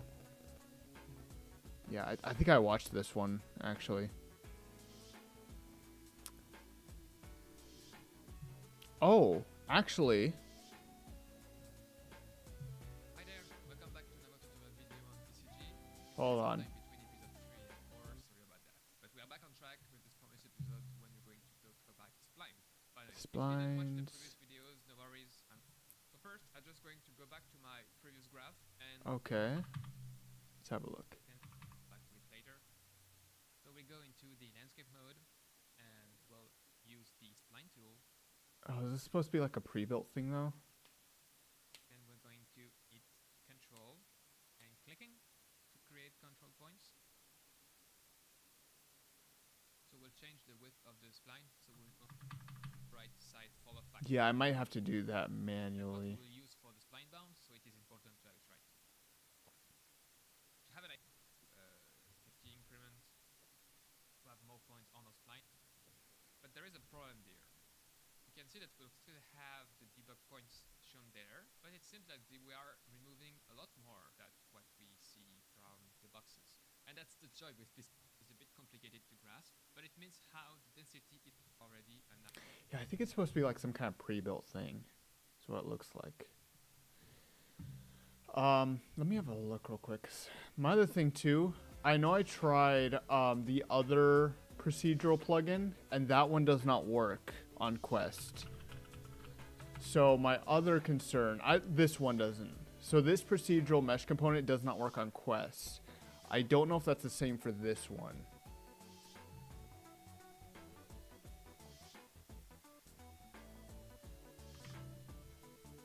Let me see, I think.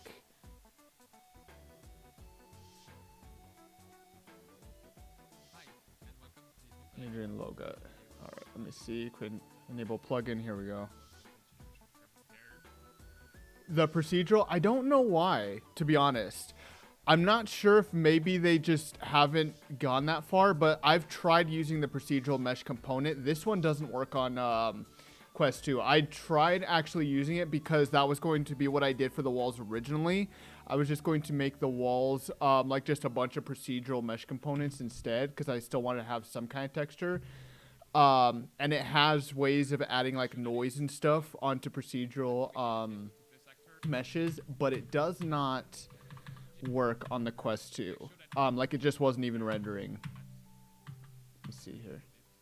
Yeah, so it's the procedural content generation framework. Let me see if there's any information on Android.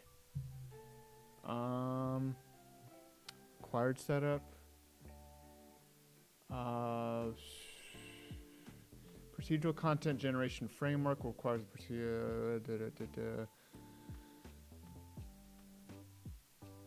let me see. Unreal Engine procedural content generation framework. Android, maybe?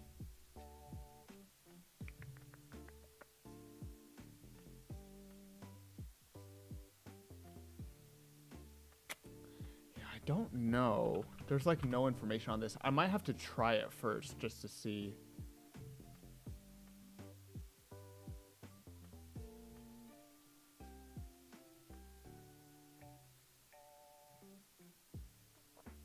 I mean, if this doesn't work, the other thing I could do is I could just... all I really need is just a bunch of random points. The other thing I could do is just grab a bunch of...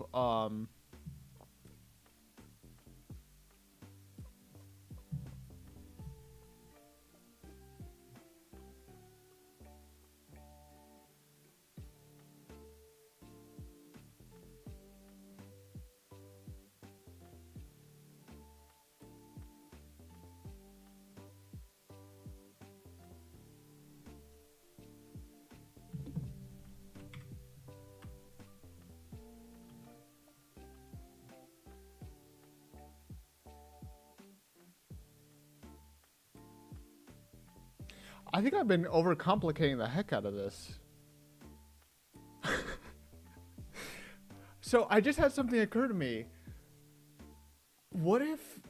I don't know how well this would turn out, but I wonder, what if I have these sphere radiuses, right? So regardless, if I did like either of those procedural generation methods, I wonder, could I just have a data asset with a bunch of actually I might not even need a data asset. I could have just a list of all the different size meshes for all the different size rooms that I want, right? Have radiuses for all of them, you know, so just get this sphere radius because it goes around the corner, so I know it encompasses the whole thing.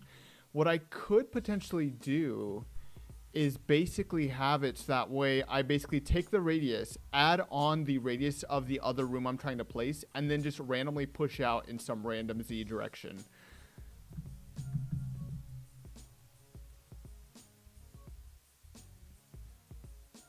It would put it just far enough that I know it wouldn't collide. Sorry about hitting the mic. It would put it just far enough that I know it wouldn't collide with the room that's putting it down. The only problem might be making sure it doesn't hit other rooms.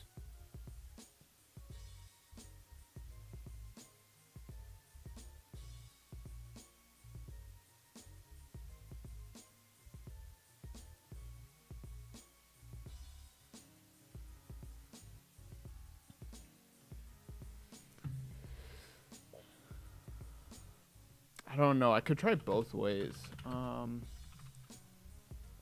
Room placements and procedural generated dungeons.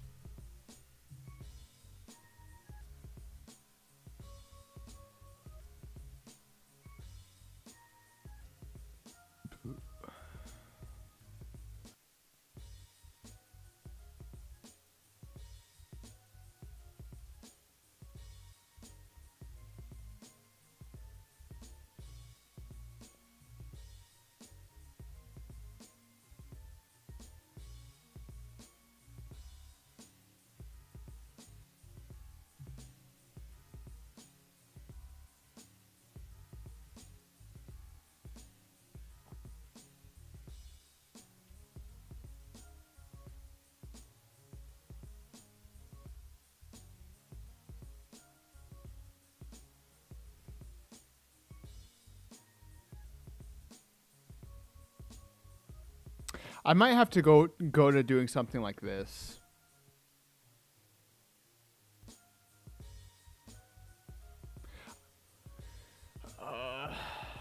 Okay.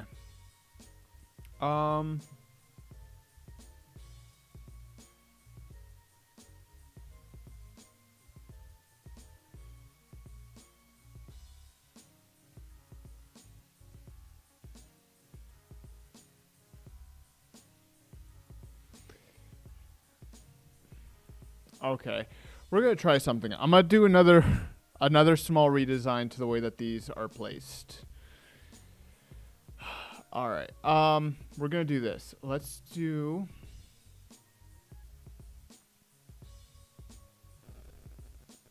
how do I want to do this?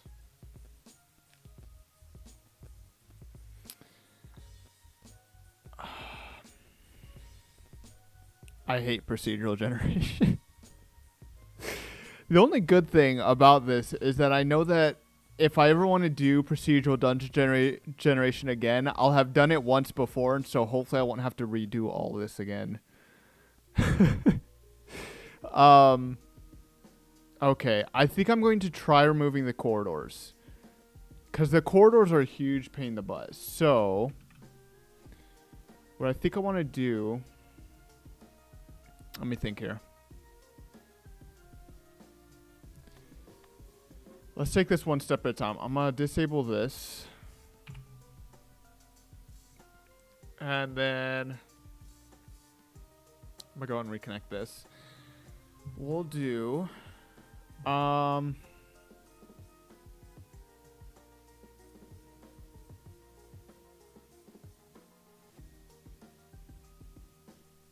actually get closest point on collision floor. Oh, I actually can do this. Okay. I could do this. I could absolutely do this. This actually would not be that hard. All right. So if I do something like this, we do bind events, bind events, bind events, call generate. Set timer by event. Hold on. Starting room.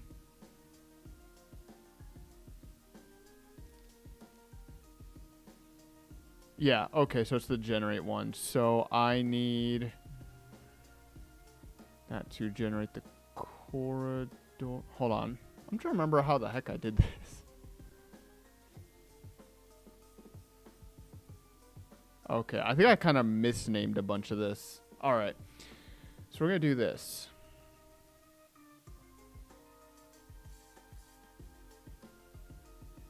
Okay, so we're going to get rid of this.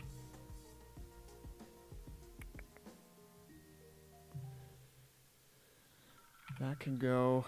Get random. Hold on. So here, attach point. Should be a vector. This needs to be instance editable. Expose on spawn. Okay. So we're going to take this, bring this up.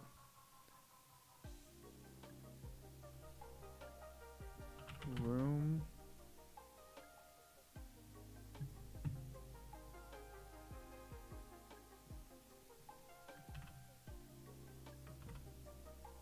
Okay. There we go. So we're going to spawn a random room.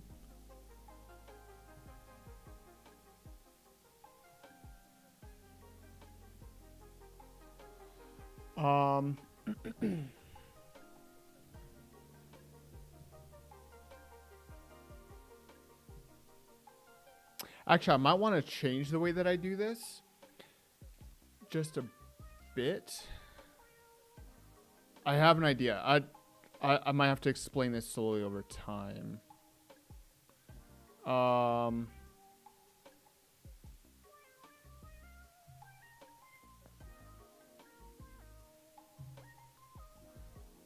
on. I'm going to change the way that all this is done. Hold on. we're gonna do this. Get random. Get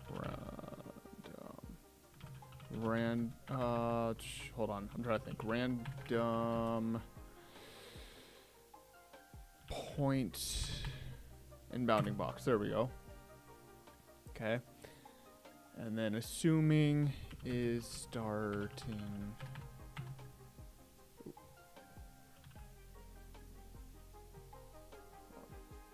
I have it over here somewhere. Starting room. There we go. Okay. Branch.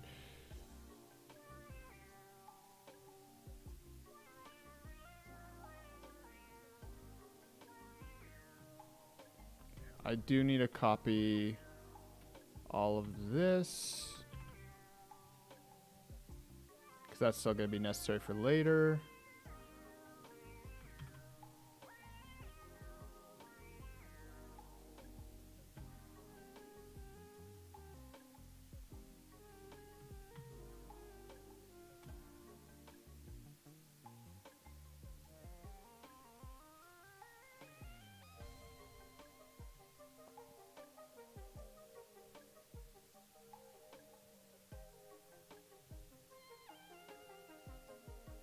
Okay, so if we take this for loop,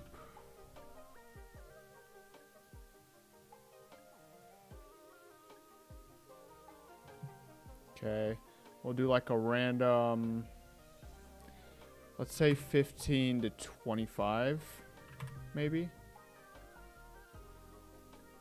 15 to 25.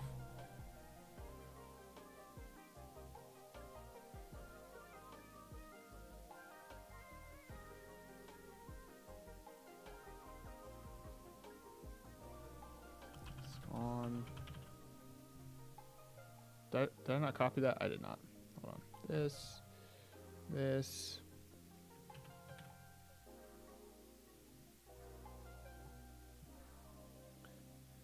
Get actor location.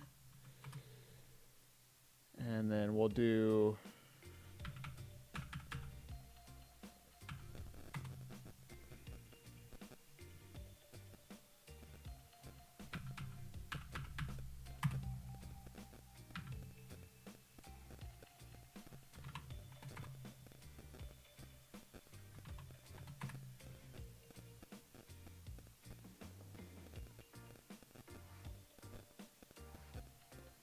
I don't know how well this is going to work, but we're going to try it anyways. See.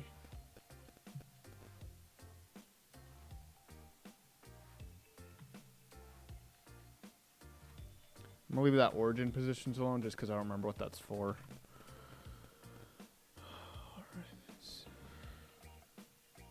Rooms, meshes, corridors, scale, ceiling height, rooms, mesh, floor mesh, wall mesh, door wall mesh, door mesh.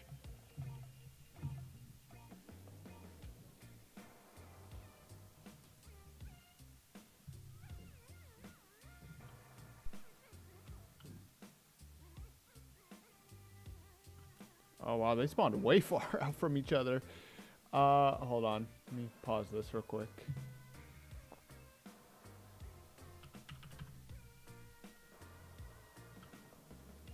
Oh yeah, they spawned really far out from one another. You know what though? That's good. That's exactly what I wanted. I wanted them all to spawn very far apart from each other.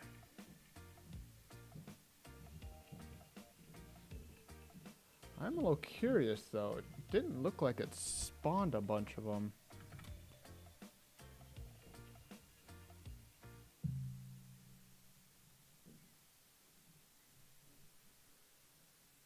Room. Let's see, there's a few base rooms. There's our starting room.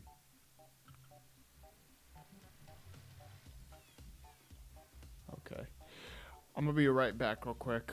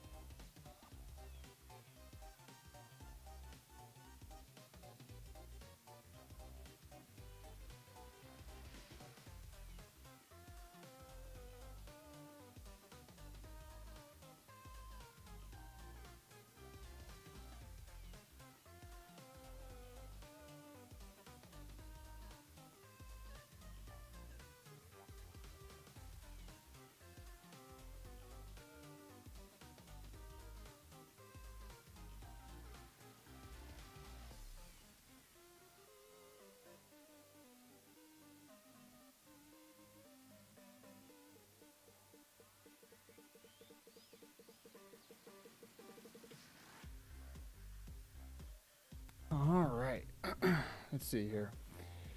So, trying to think of the best way to do this.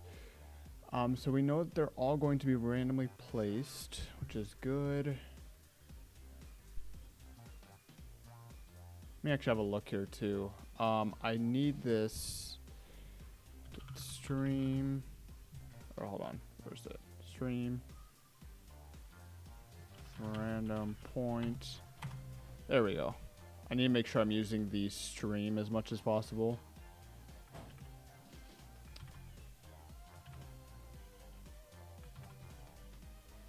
Okay, that's gonna go in there. Perfect. All right.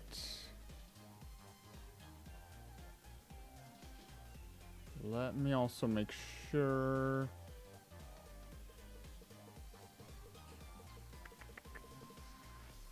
Yeah, that needs to be run. So hold on. Oh, that's why. Oh, it's the first and last index. Okay. That's why. Okay, that makes sense. Then we'll take the stream. Random. Integer in range from stream. And we'll do somewhere between 14 and... Let's lower it a bit. We'll say 20. Okay.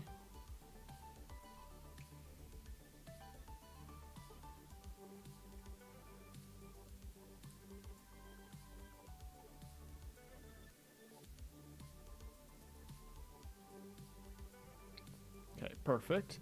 And then let me also make sure too, I'm also running that randomize. Because I want to make sure that they're not most likely going to run into one another.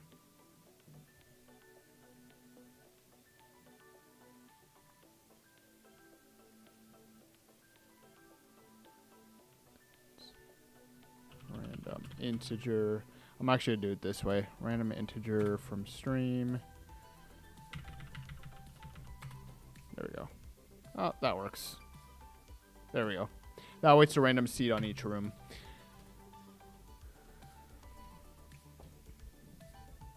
Okay. So, this in mind.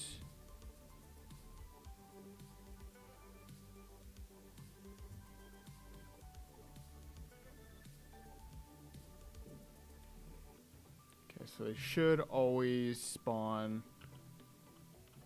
far away from one another. I see a bunch over there. I see a bunch over there. Perfect. So they are just all over the place. Awesome. Okay. So once this is done, then what I want to do, you come down here, remove all this. All right, and then what I want to do is after the for loop, trying to think. So after the for loop,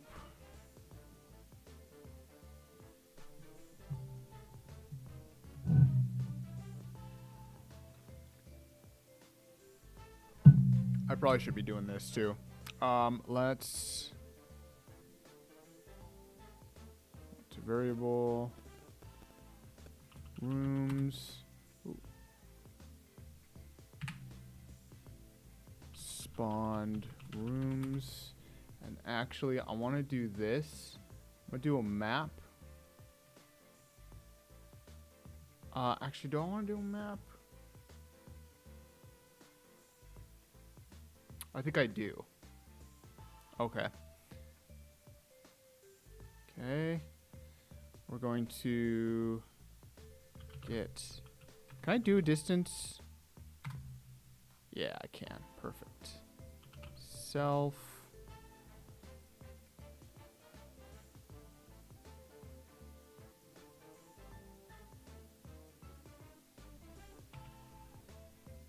Spawned rooms. Add.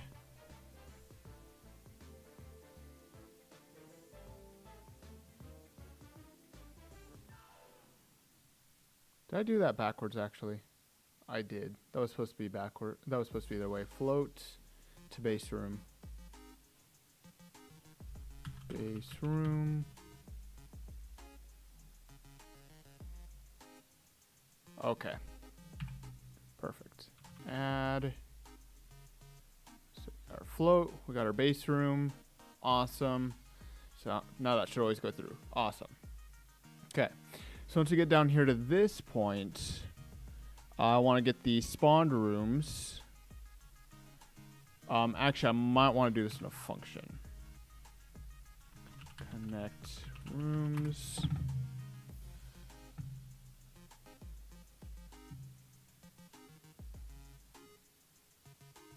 So we're gonna run this here.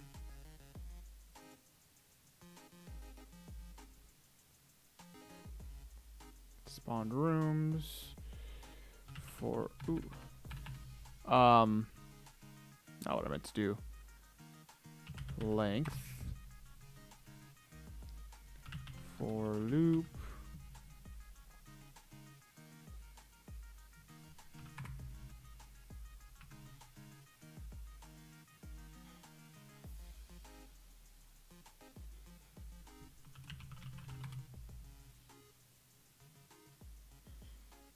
Okay, so it's just going to be a float. It's just going to be a single.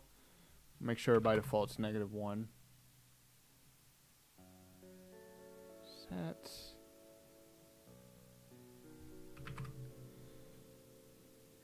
Okay, keys. This is probably not going to be the most optimal thing to do, but it should still work.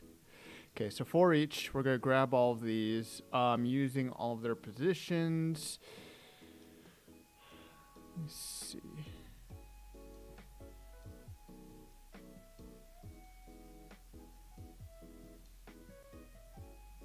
Actually, probably should have done this way. Other way around. Attach that to the loop body.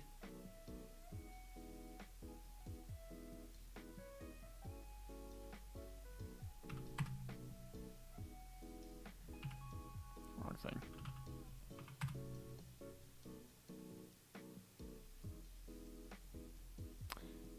Wonder if I should have been like just organizing them by distance beforehand. Think I should have been.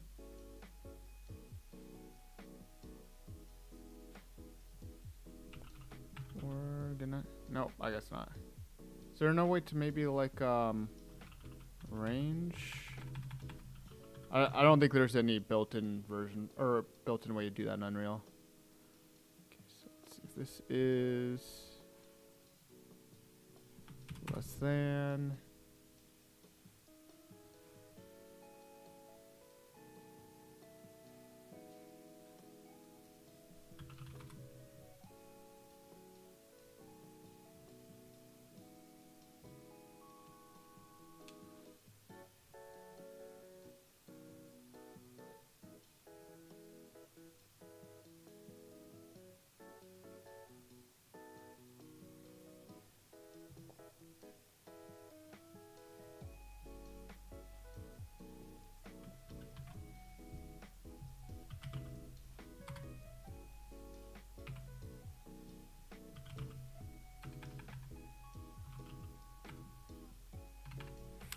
I thought there was a way to get the value by key.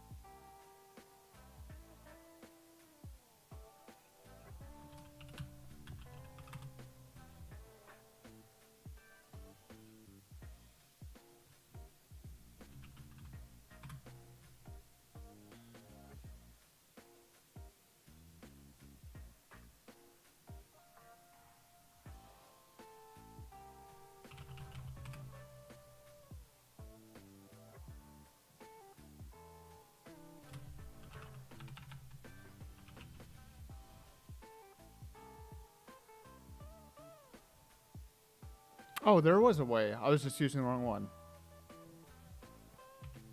I thought so.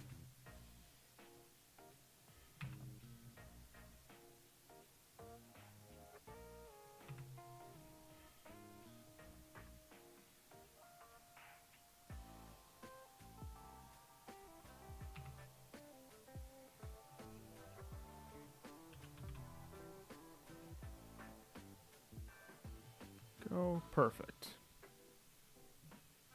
Awesome. All right, so when we connect these, here's how we're going to do it. We're going to take our floor, get this, going to get component bound. All right. And then we're going to run a for loop.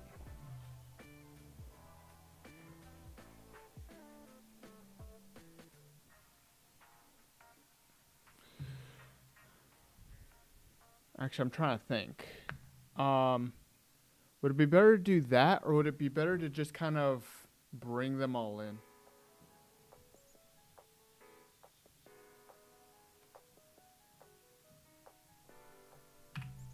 Let me try something else. Hold on. Get actor location. Target location. Promote to local variable. Target location. Get actor of class.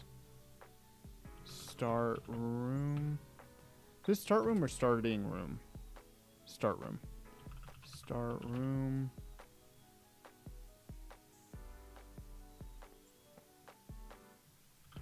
Actor location.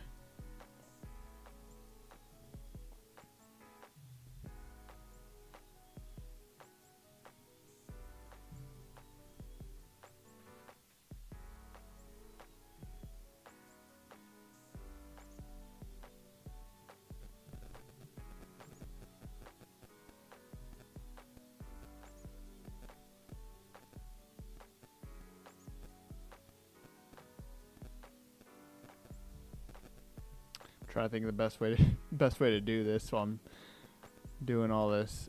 Get actor location, promote to local variable.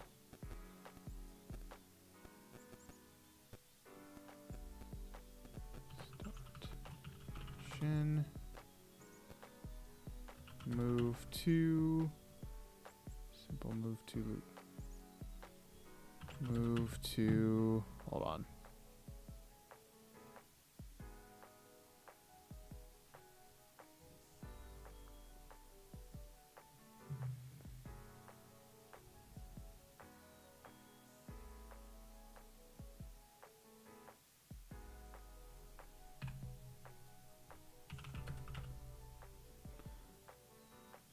Alert vector. Actually, this might need to be done in the event graph.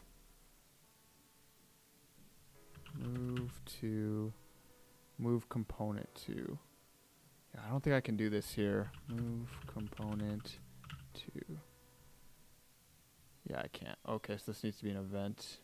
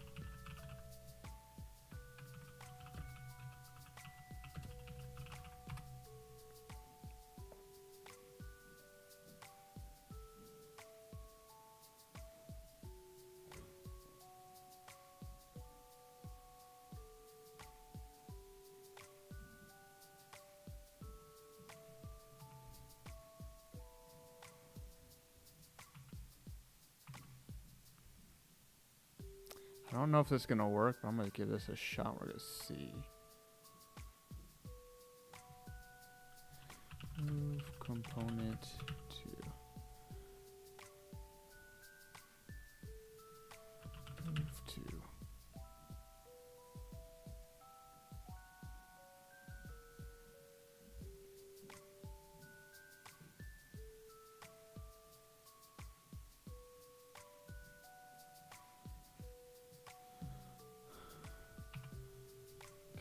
So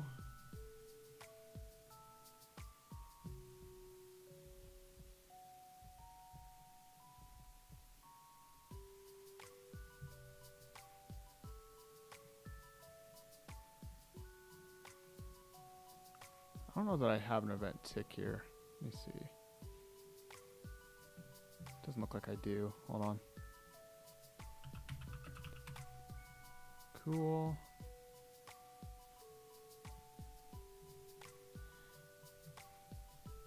Tick. Set tick. Enabled to true.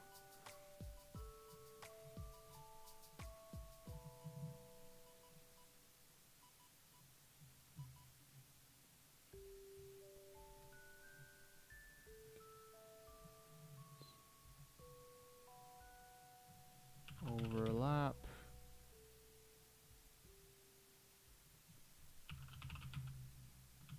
Get overlap actors. Ooh. Base room.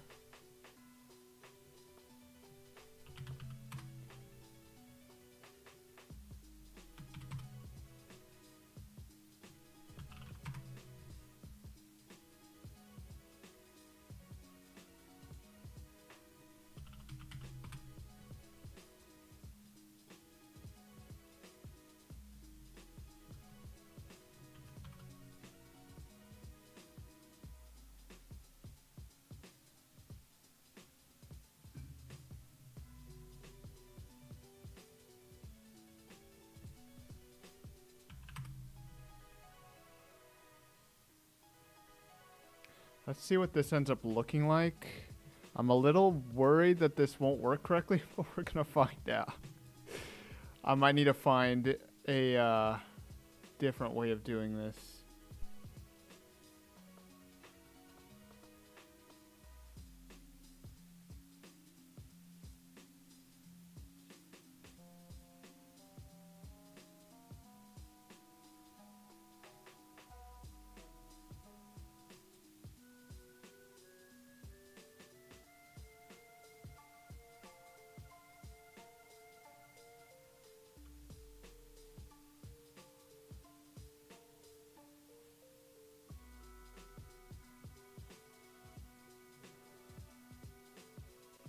I don't think that worked. All right.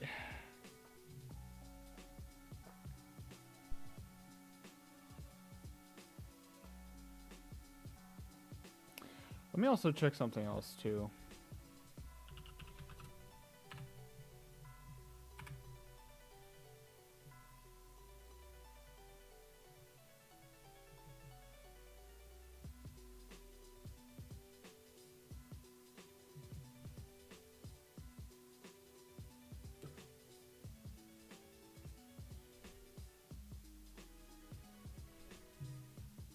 Because the other thing I can try,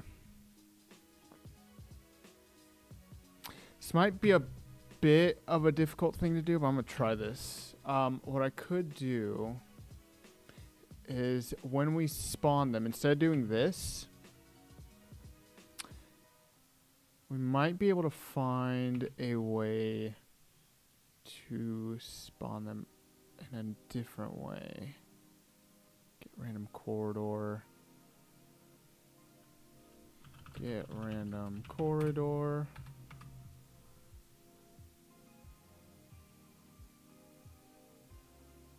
Yeah, perfect.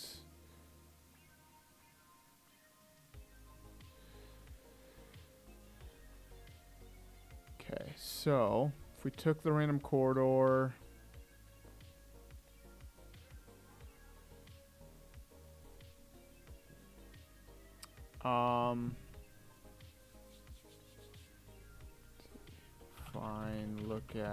rotation. Get actor location.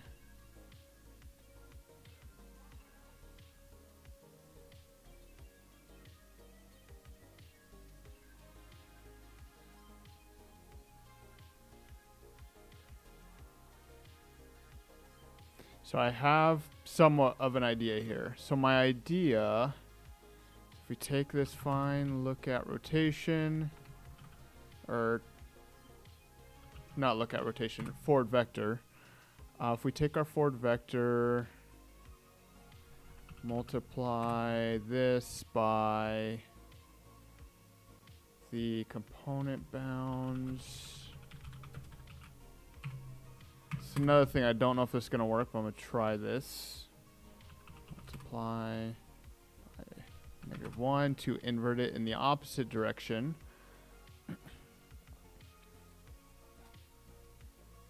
Okay, we add that.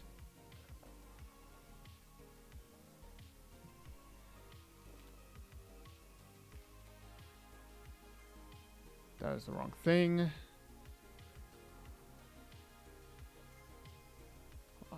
Get actor location. Get component bounds on the floor. Or no. Closest point on collision. Okay, so it's going to be to that point.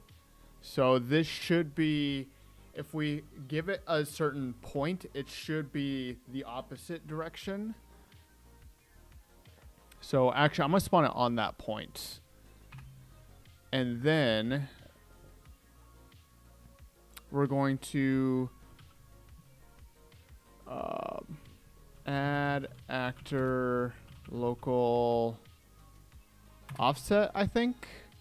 I think this might do it. We're going to see. Oh. Okay, yeah. That can all go. That's fine.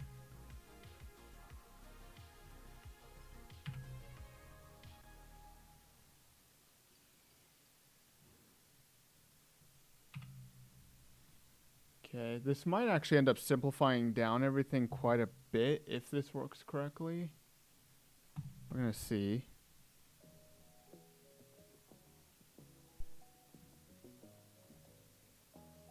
Okay, I think I might actually know why this is happening. Ooh.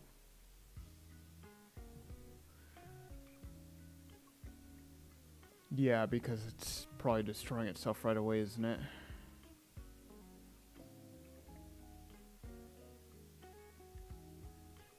Hold on. What was I doing on the construction script, I think? No.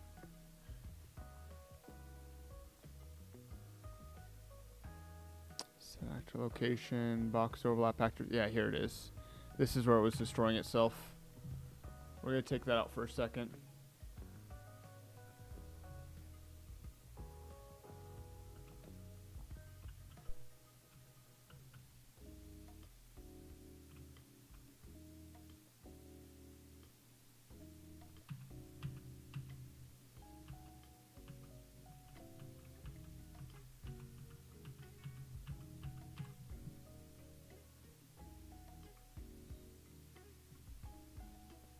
Okay, hold on.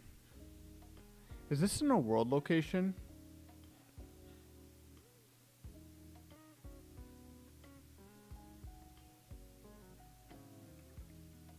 I think that might be a world location. Let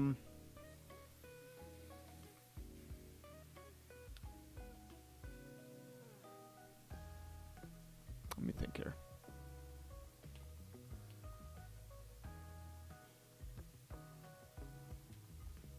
What is this return value here?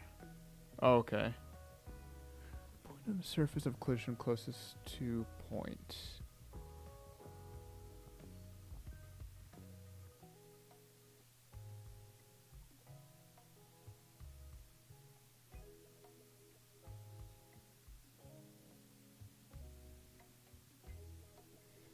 do this. Set world location. Or not set actor location.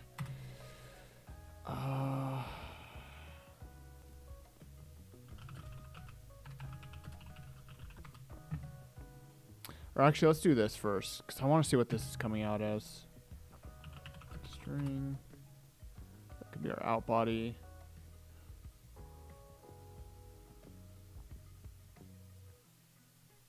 Ooh, too fast. Okay, 900, 900. Wait. What the heck?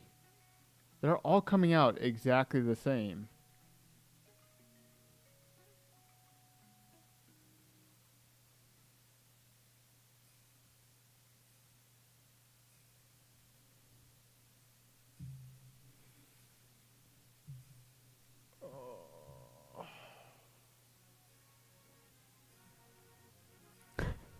This is such a nightmare.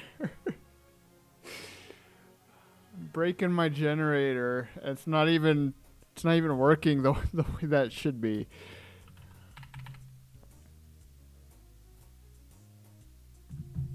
I want to know that there has I almost have to think that Unreal has like some easy way to slide until it hits something. Unreal Engine lerp to point until collision.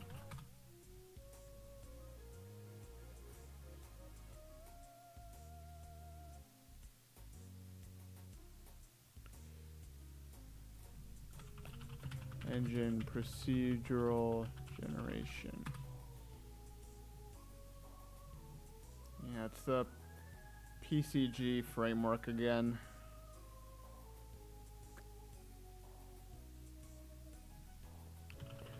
Engine PCG framework.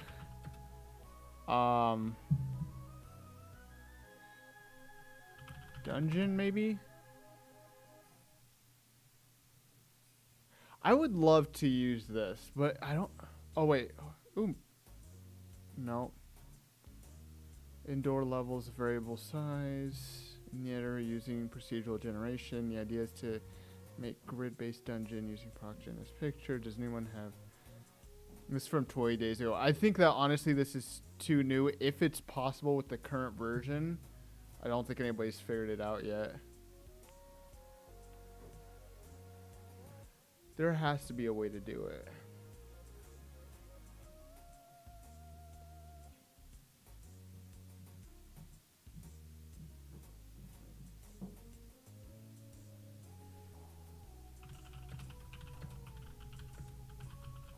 Should I try developing something like that and just see if it works on the Quest 2? I honestly think that might have to be what I have to try.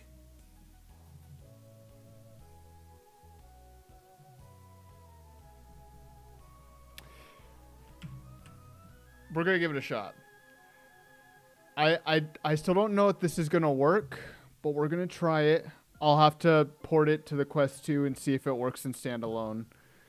But we're gonna try this, even if it's only a fairly simple version of the PCG framework. We're gonna give it a shot and we're gonna see what happens.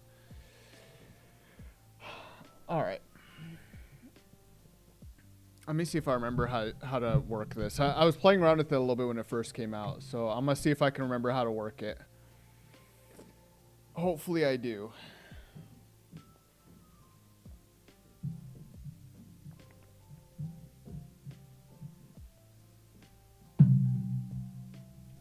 It's probably gonna take a second.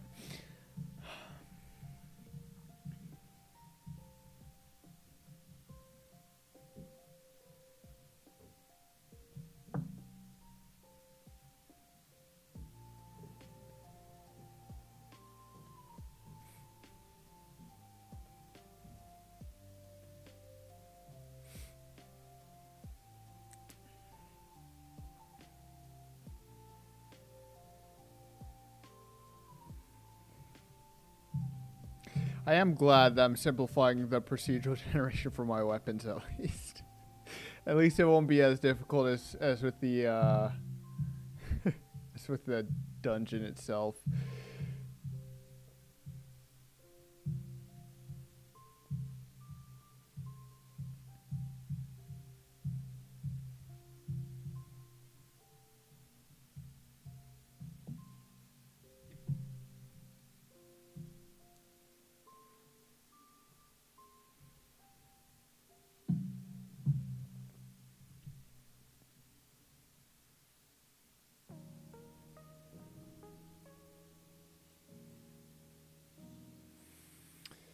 Do, do, do.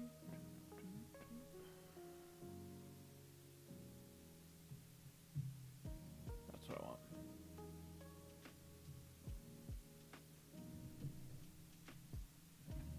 All right. Pop this open. Projection, difference, transform points.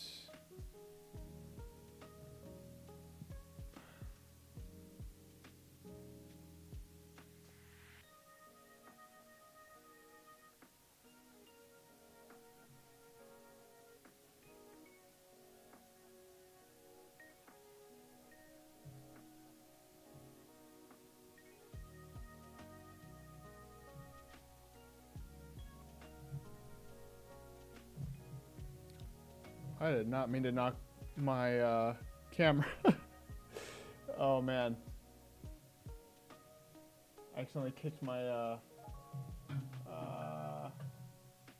there we go.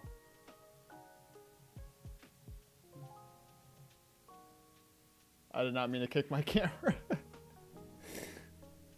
I was stretching out. I use a little tripod behind my camera so if I accidentally hit my desk or something, it doesn't shake the whole camera or anything. I accidentally ended up kicking it. Oh man.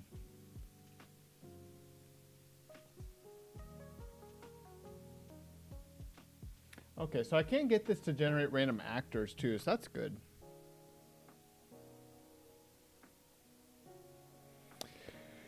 That would at least simplify that part down.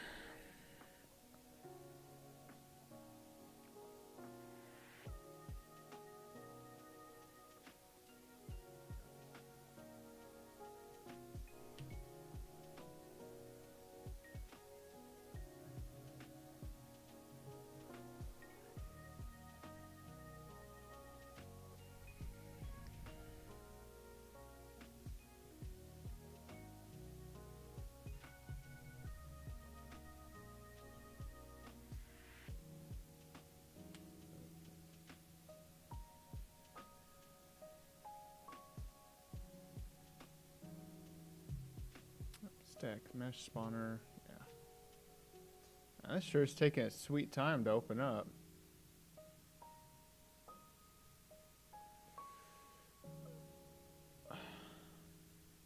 PCG framework's about to cause my whole project to crash right now. That'll be interesting.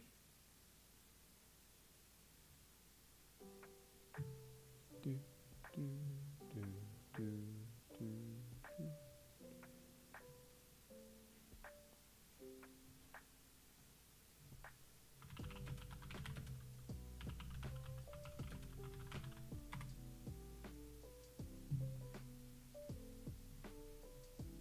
Honestly, if this does end up working out as nicely as I'd like, this would honestly be really awesome too.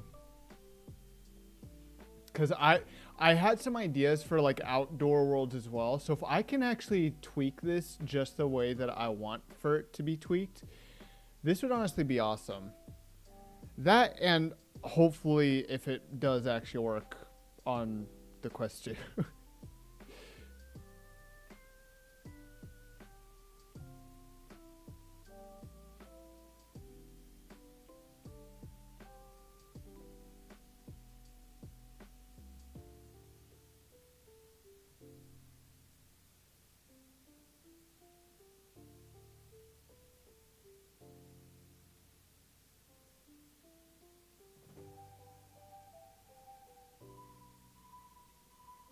Oh man, this guy, does he actually have like everything that you would need to put this down? Oh, you know what? Actually, this does look quite a bit. Look what my old one looks like. Set a red. Actually, I think this was the part where I was having trouble too, with the corridors. That makes sense.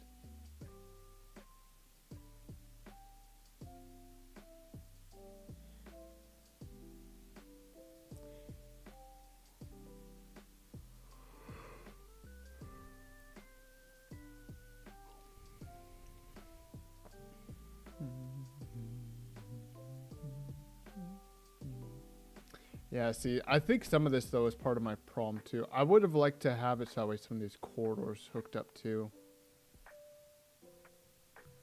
I might actually end up saving that, though.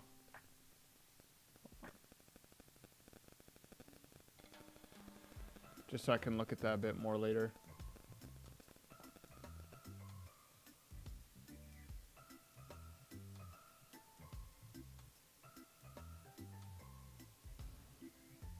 I might look into that. Maybe if the procedural generator, the PCG framework doesn't work on Quest 2, or maybe I just can't get to work the way I need it to, I might go back to that reference and see if I can make my own little modifications.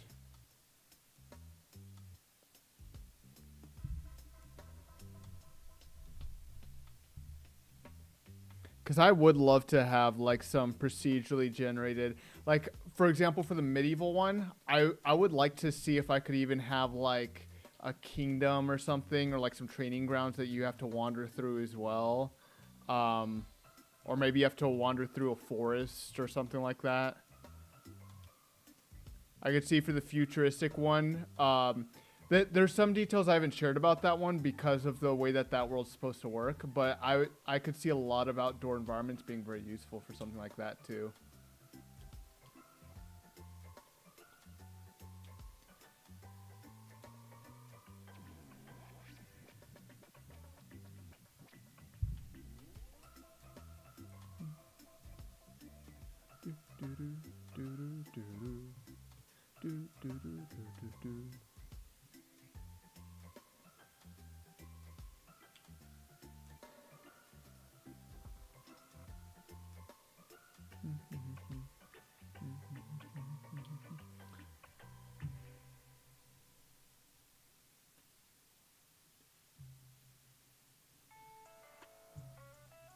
God, is this still even going?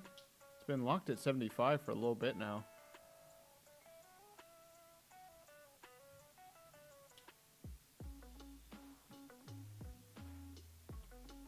Let me close this down too. I don't need that.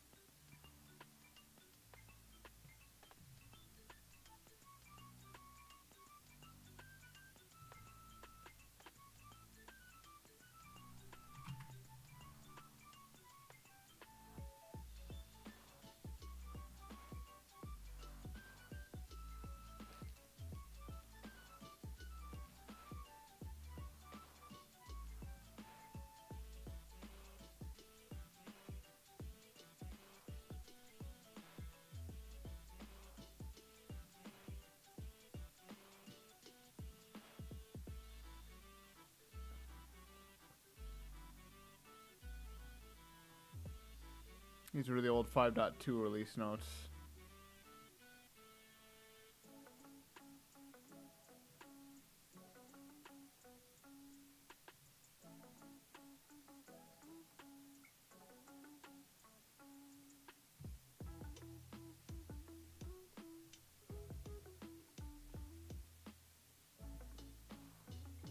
Oh, I'm not logged into Reddit. I thought I was logged into Reddit.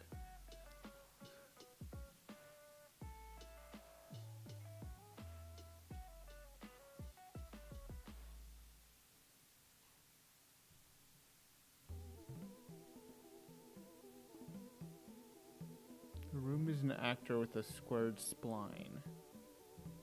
Hold on. I'm gonna switch to the webcam real quick. Hold on. I want to log in real quick because I want to see this. I don't... Hold on. Let me have a look real quick.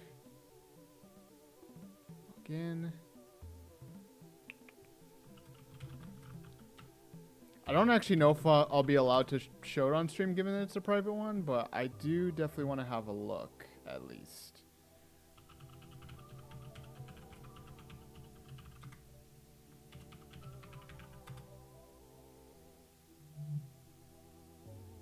We'll see. Maybe I'll go ahead and show it off real quick.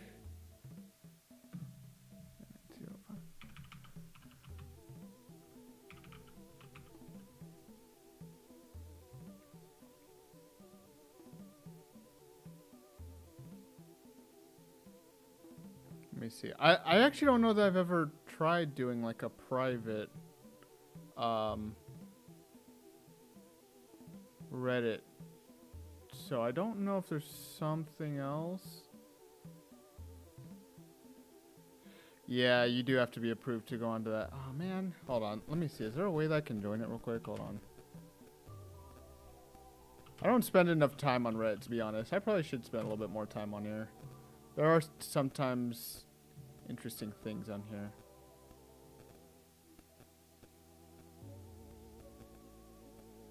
There's related to game development program, Mars. It's private, only approved members.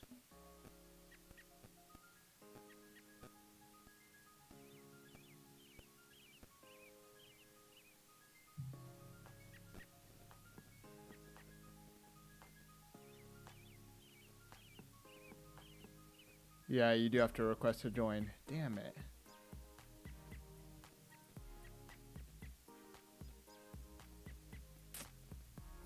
Man, I'll have to have a look at that later. I've requested to join. I want to look at that later though. See what interior stuff looks like. Why is this still? This should not be taking this long. Hold on. Let's do something here.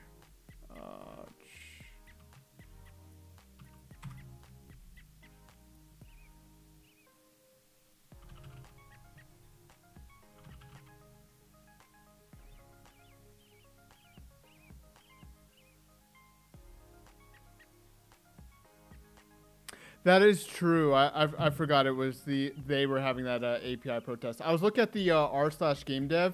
I saw a little link for using the PCG framework in an interior space, and I wanted to see what that would look like. Because it might even help me out with the dungeon generator part of this. But it's the r/gamedev.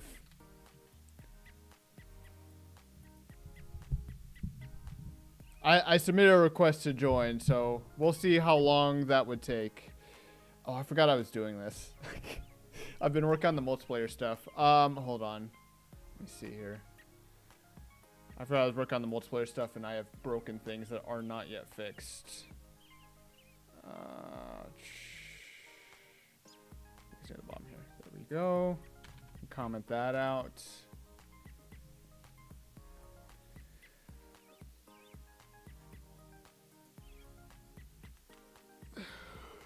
There we go.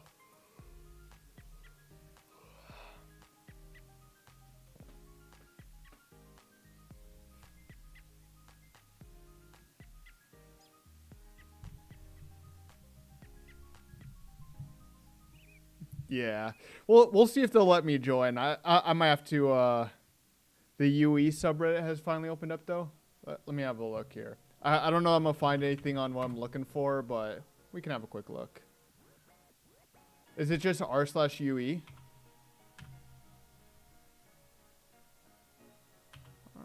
r/ue.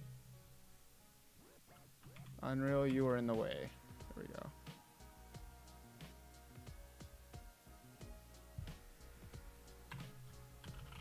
Unreal. Ooh, r/unreal. Engine. Here we go.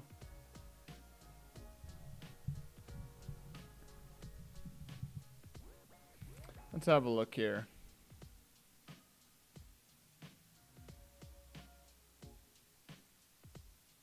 Oh, that's interesting. I didn't know they had an actor palette plugin. That's actually pretty neat. That'll become useful for later on when I start doing all the interior designs and all that.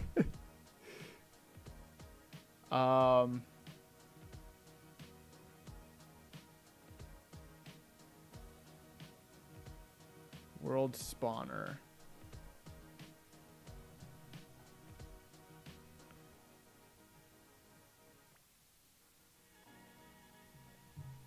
Let's search here. Procedural.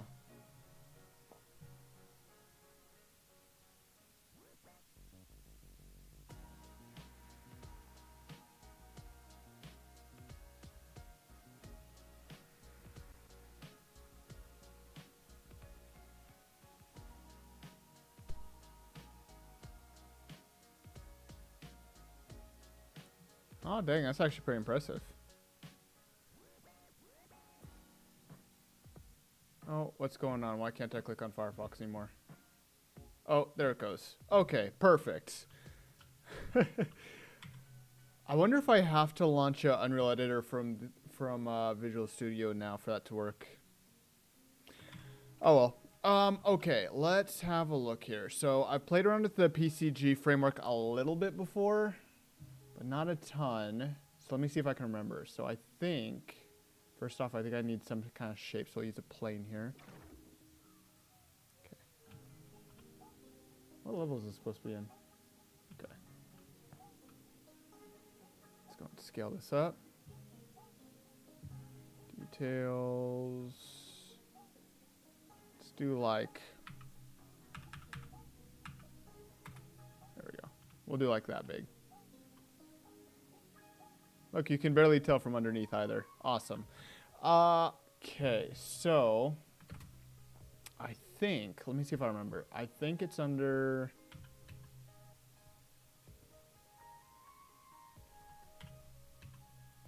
there we go, PCG volume. So if we drop that in there.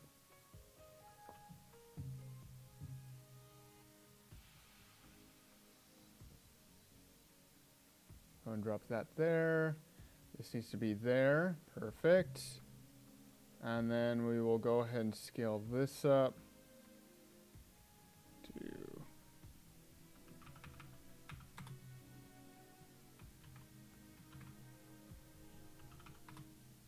just scale it up a bit.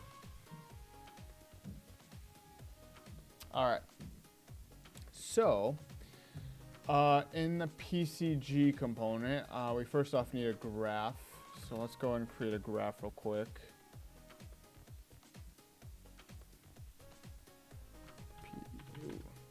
PCG test. Here we go. PCG graph.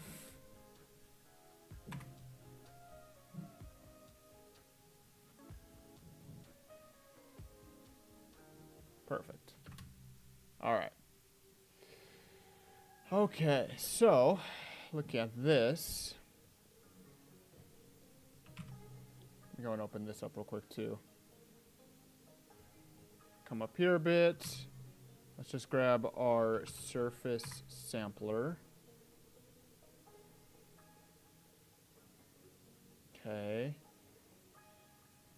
I think, hold on.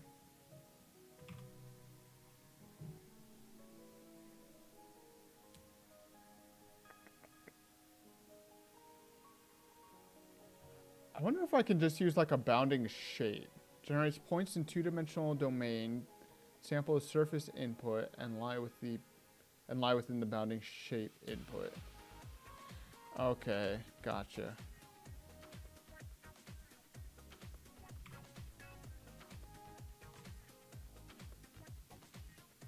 I think there's actually a way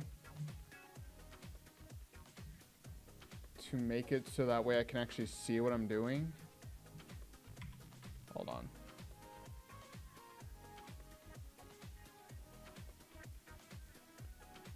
Press D to toggle the debug rendering.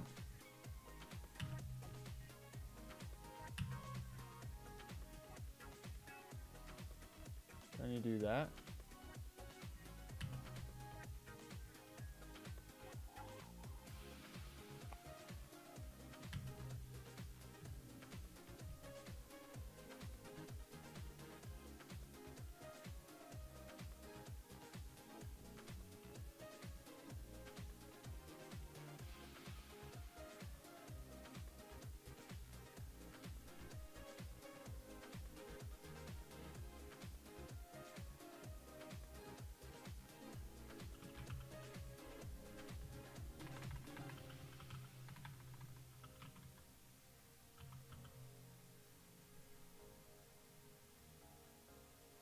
Okay.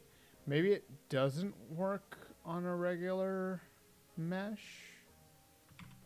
Does it have to work on a landscape? It's gonna be a pain.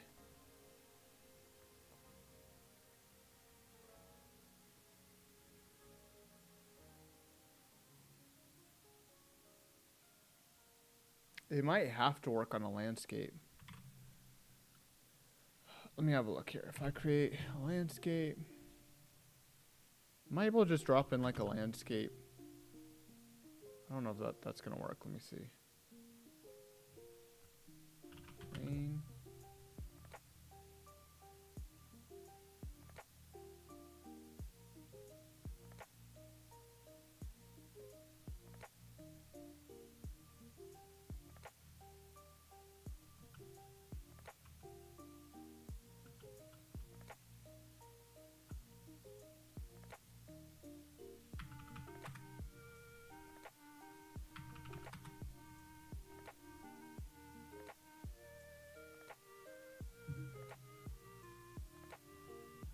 Let me see if I create like an actual landscape here.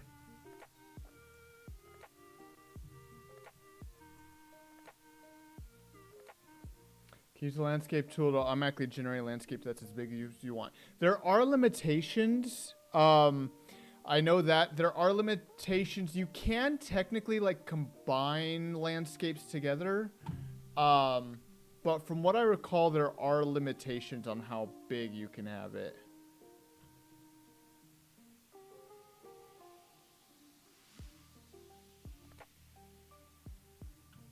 Oh, okay, it is higher than to be.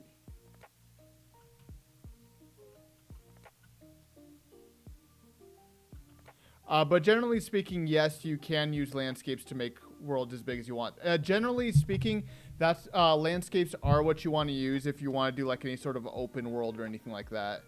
But from what I understand, unless there's something I just don't understand about landscapes, you basically have to either tile a bunch of them together in order to create like an open world like that, or you just kind of have to blow it up, you know, scale it up, which probably is the best solution. So yeah, enable edit layers, create.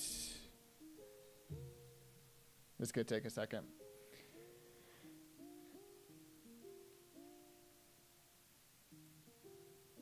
Okay, this can still work though. I did want to remove loading screens, which is why I wanted to kind of move them up and down in the world. Because I was basically just going to stack them on top of one another, so that way they wouldn't interfere with one another accidentally. So this might actually still work if I can move the landscapes up and down. I don't know, though, if a landscape is going to be more... Well, it shouldn't be. I don't think a landscape will be a problem for a Quest 2. I have used landscapes in Quest 2 projects before. Okay. All right, so that should work. Let's go back to selection.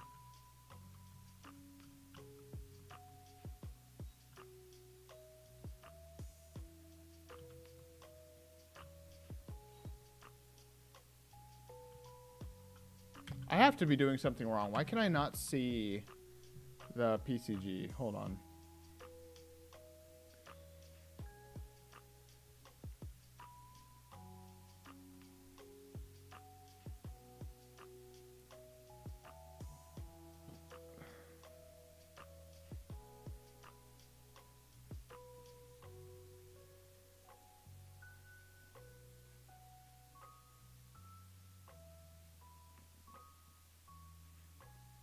Select the surf. Oh, wait.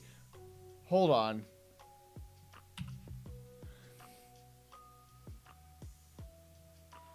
Oh. Okay, hold on. I'm going to drop in another plane. We're going to see if it works on the plane again. Shapes. Plane. Okay.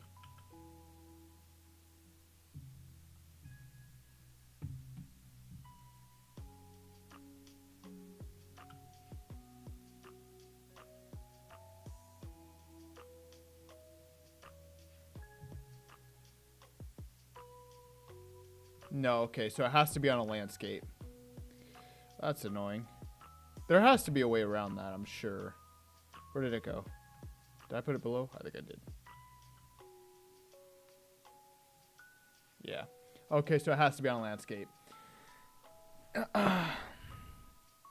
No joke. I mean, to be fair, though, this is still like an early development plugin, so I'm not sure I should be so surprised that there's going to be little things. I do wish, though, that I could use it on just a regular mesh. I don't know if there's a way to do that. There's stack mesh spawner. Okay, let me see here. Can I... Hold on. Combine. Ooh. I need to see what I can do. Because what I would need to do... I can space these out, right? Points per square meter, point extents. Like, I could have this 200 by 200 by 200, right? And so now they're going to be spaced out a little further from each other.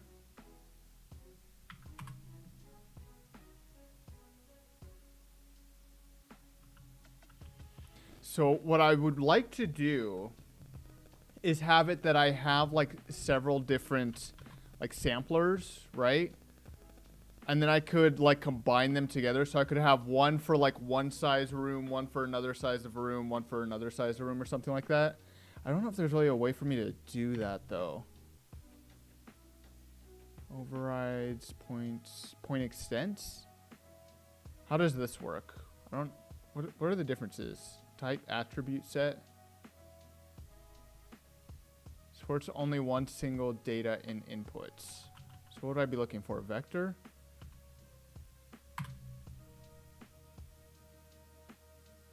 Is that what I'm looking for? This is a vector, right? Yeah. Okay, so yeah, now this takes over. Random. What's an intersection? I don't know what this does.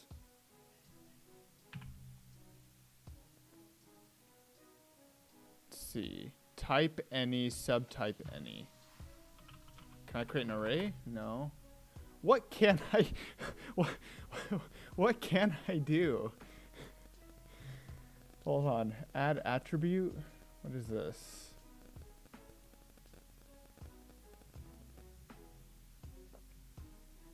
Okay. Metadata, attribute.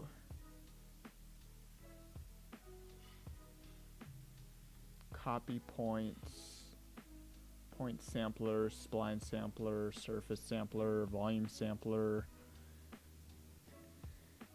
Bounds modifier. Create. What does a bounds modifier do?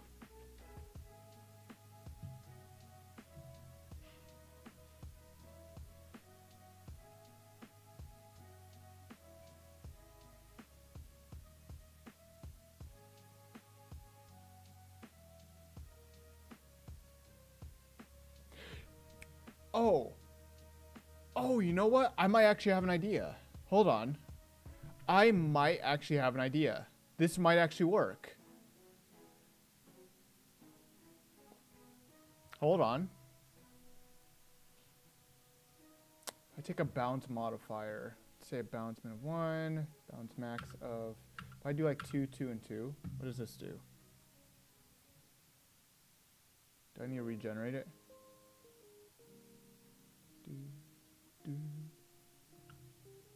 Does that change their sizes? No. Scale, intersect, exclude,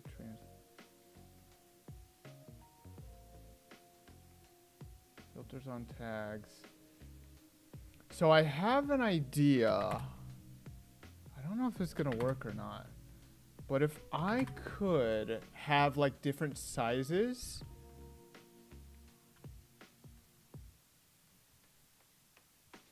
It doesn't seem to be scaling.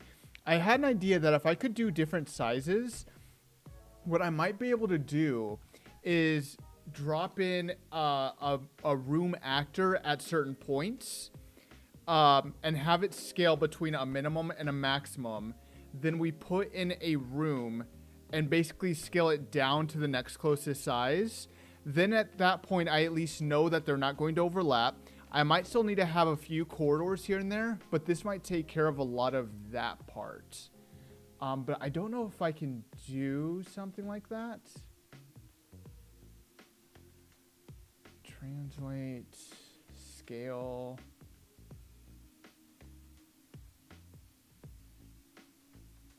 I would need, let me see here. I think they may actually have something for that.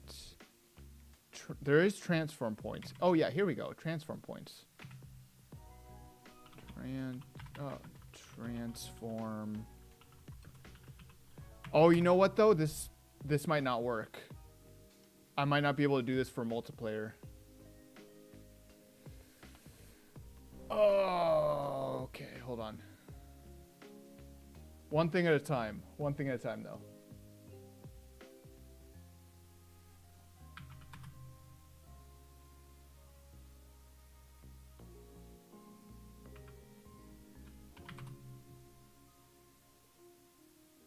Uniform scale, recompute seed.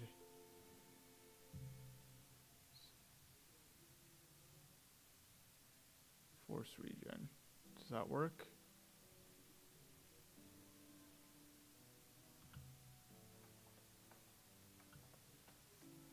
Yeah, it's not scaling.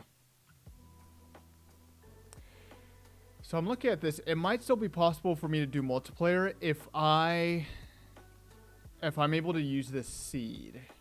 That might allow for it to work. Seed. I don't know for sure though. Like that's a really big if.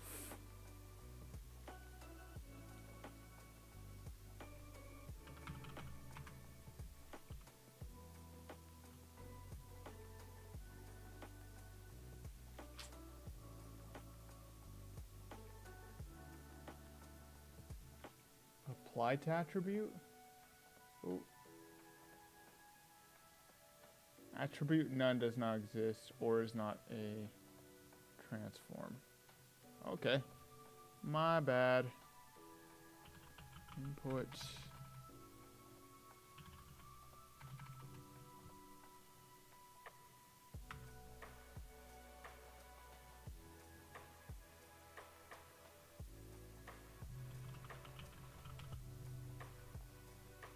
Let me see something real quick.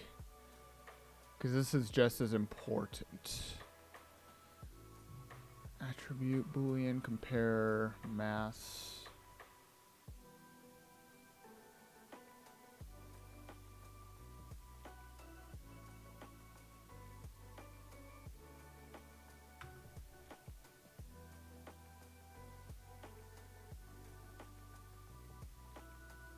Do I maybe need to set that to debug? Is that why?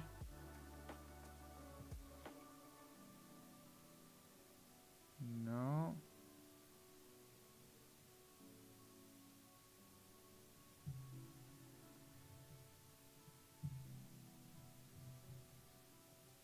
Okay, that's why. Okay, I had to move the debug down. Okay, so I can do that. That'll work. Now, the only other question that I have, right? So this might work. Well, I guess I have two questions, right? First off, I need to know if this works on the Quest 2. But my second one is, I wonder if... hold on. Static. Just so I can test this on the Quest 2, because that's something I'm going to have to do after the stream's over, because I'm going to need to transfer this over. Okay, static mesh spawner. We'll just do like a very simple PCG cube.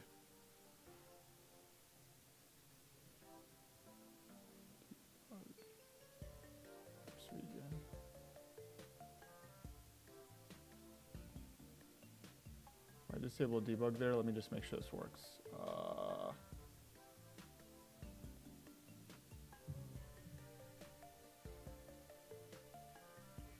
Sphere.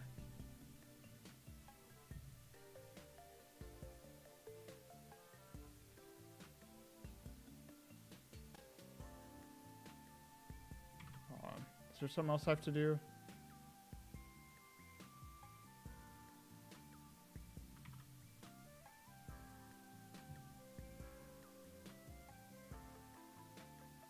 Oh, there it is. Okay. So mesh entries. Let's do like a cube.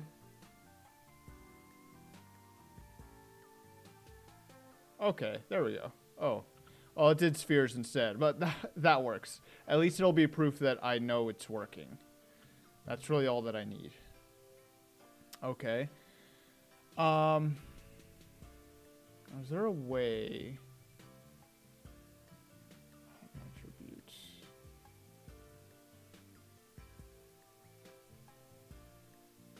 Create. I need to know if I'm able to set the seed. So let me see here real quick. Let me pop open my generator real quick. I'll use that real quick as just a test. PCG component. PCG component. Parent socket, input type actor. Okay, yep, there's a graph.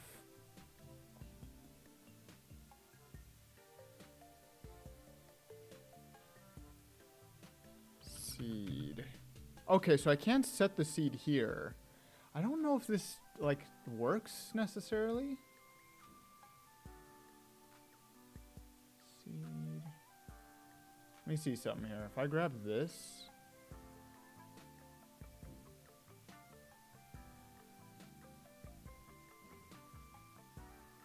Where's the seed over here?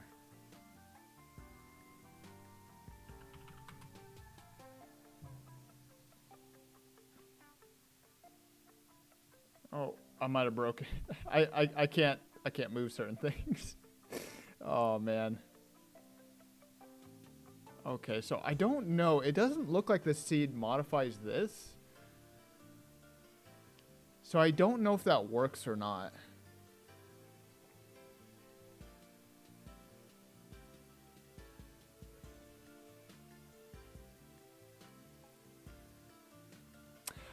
I guess I'll just have to see and figure out. I think it does. It looks like it does. I'll just have to see.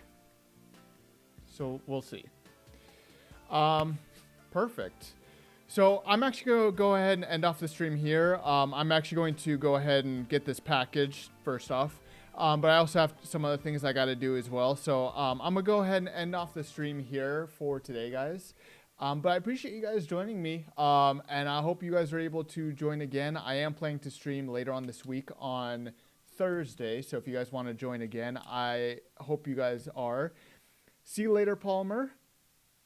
See you as well, Arcanos. I hope to see you back here again, either later on this week or next week. I'll likely be streaming next week as well.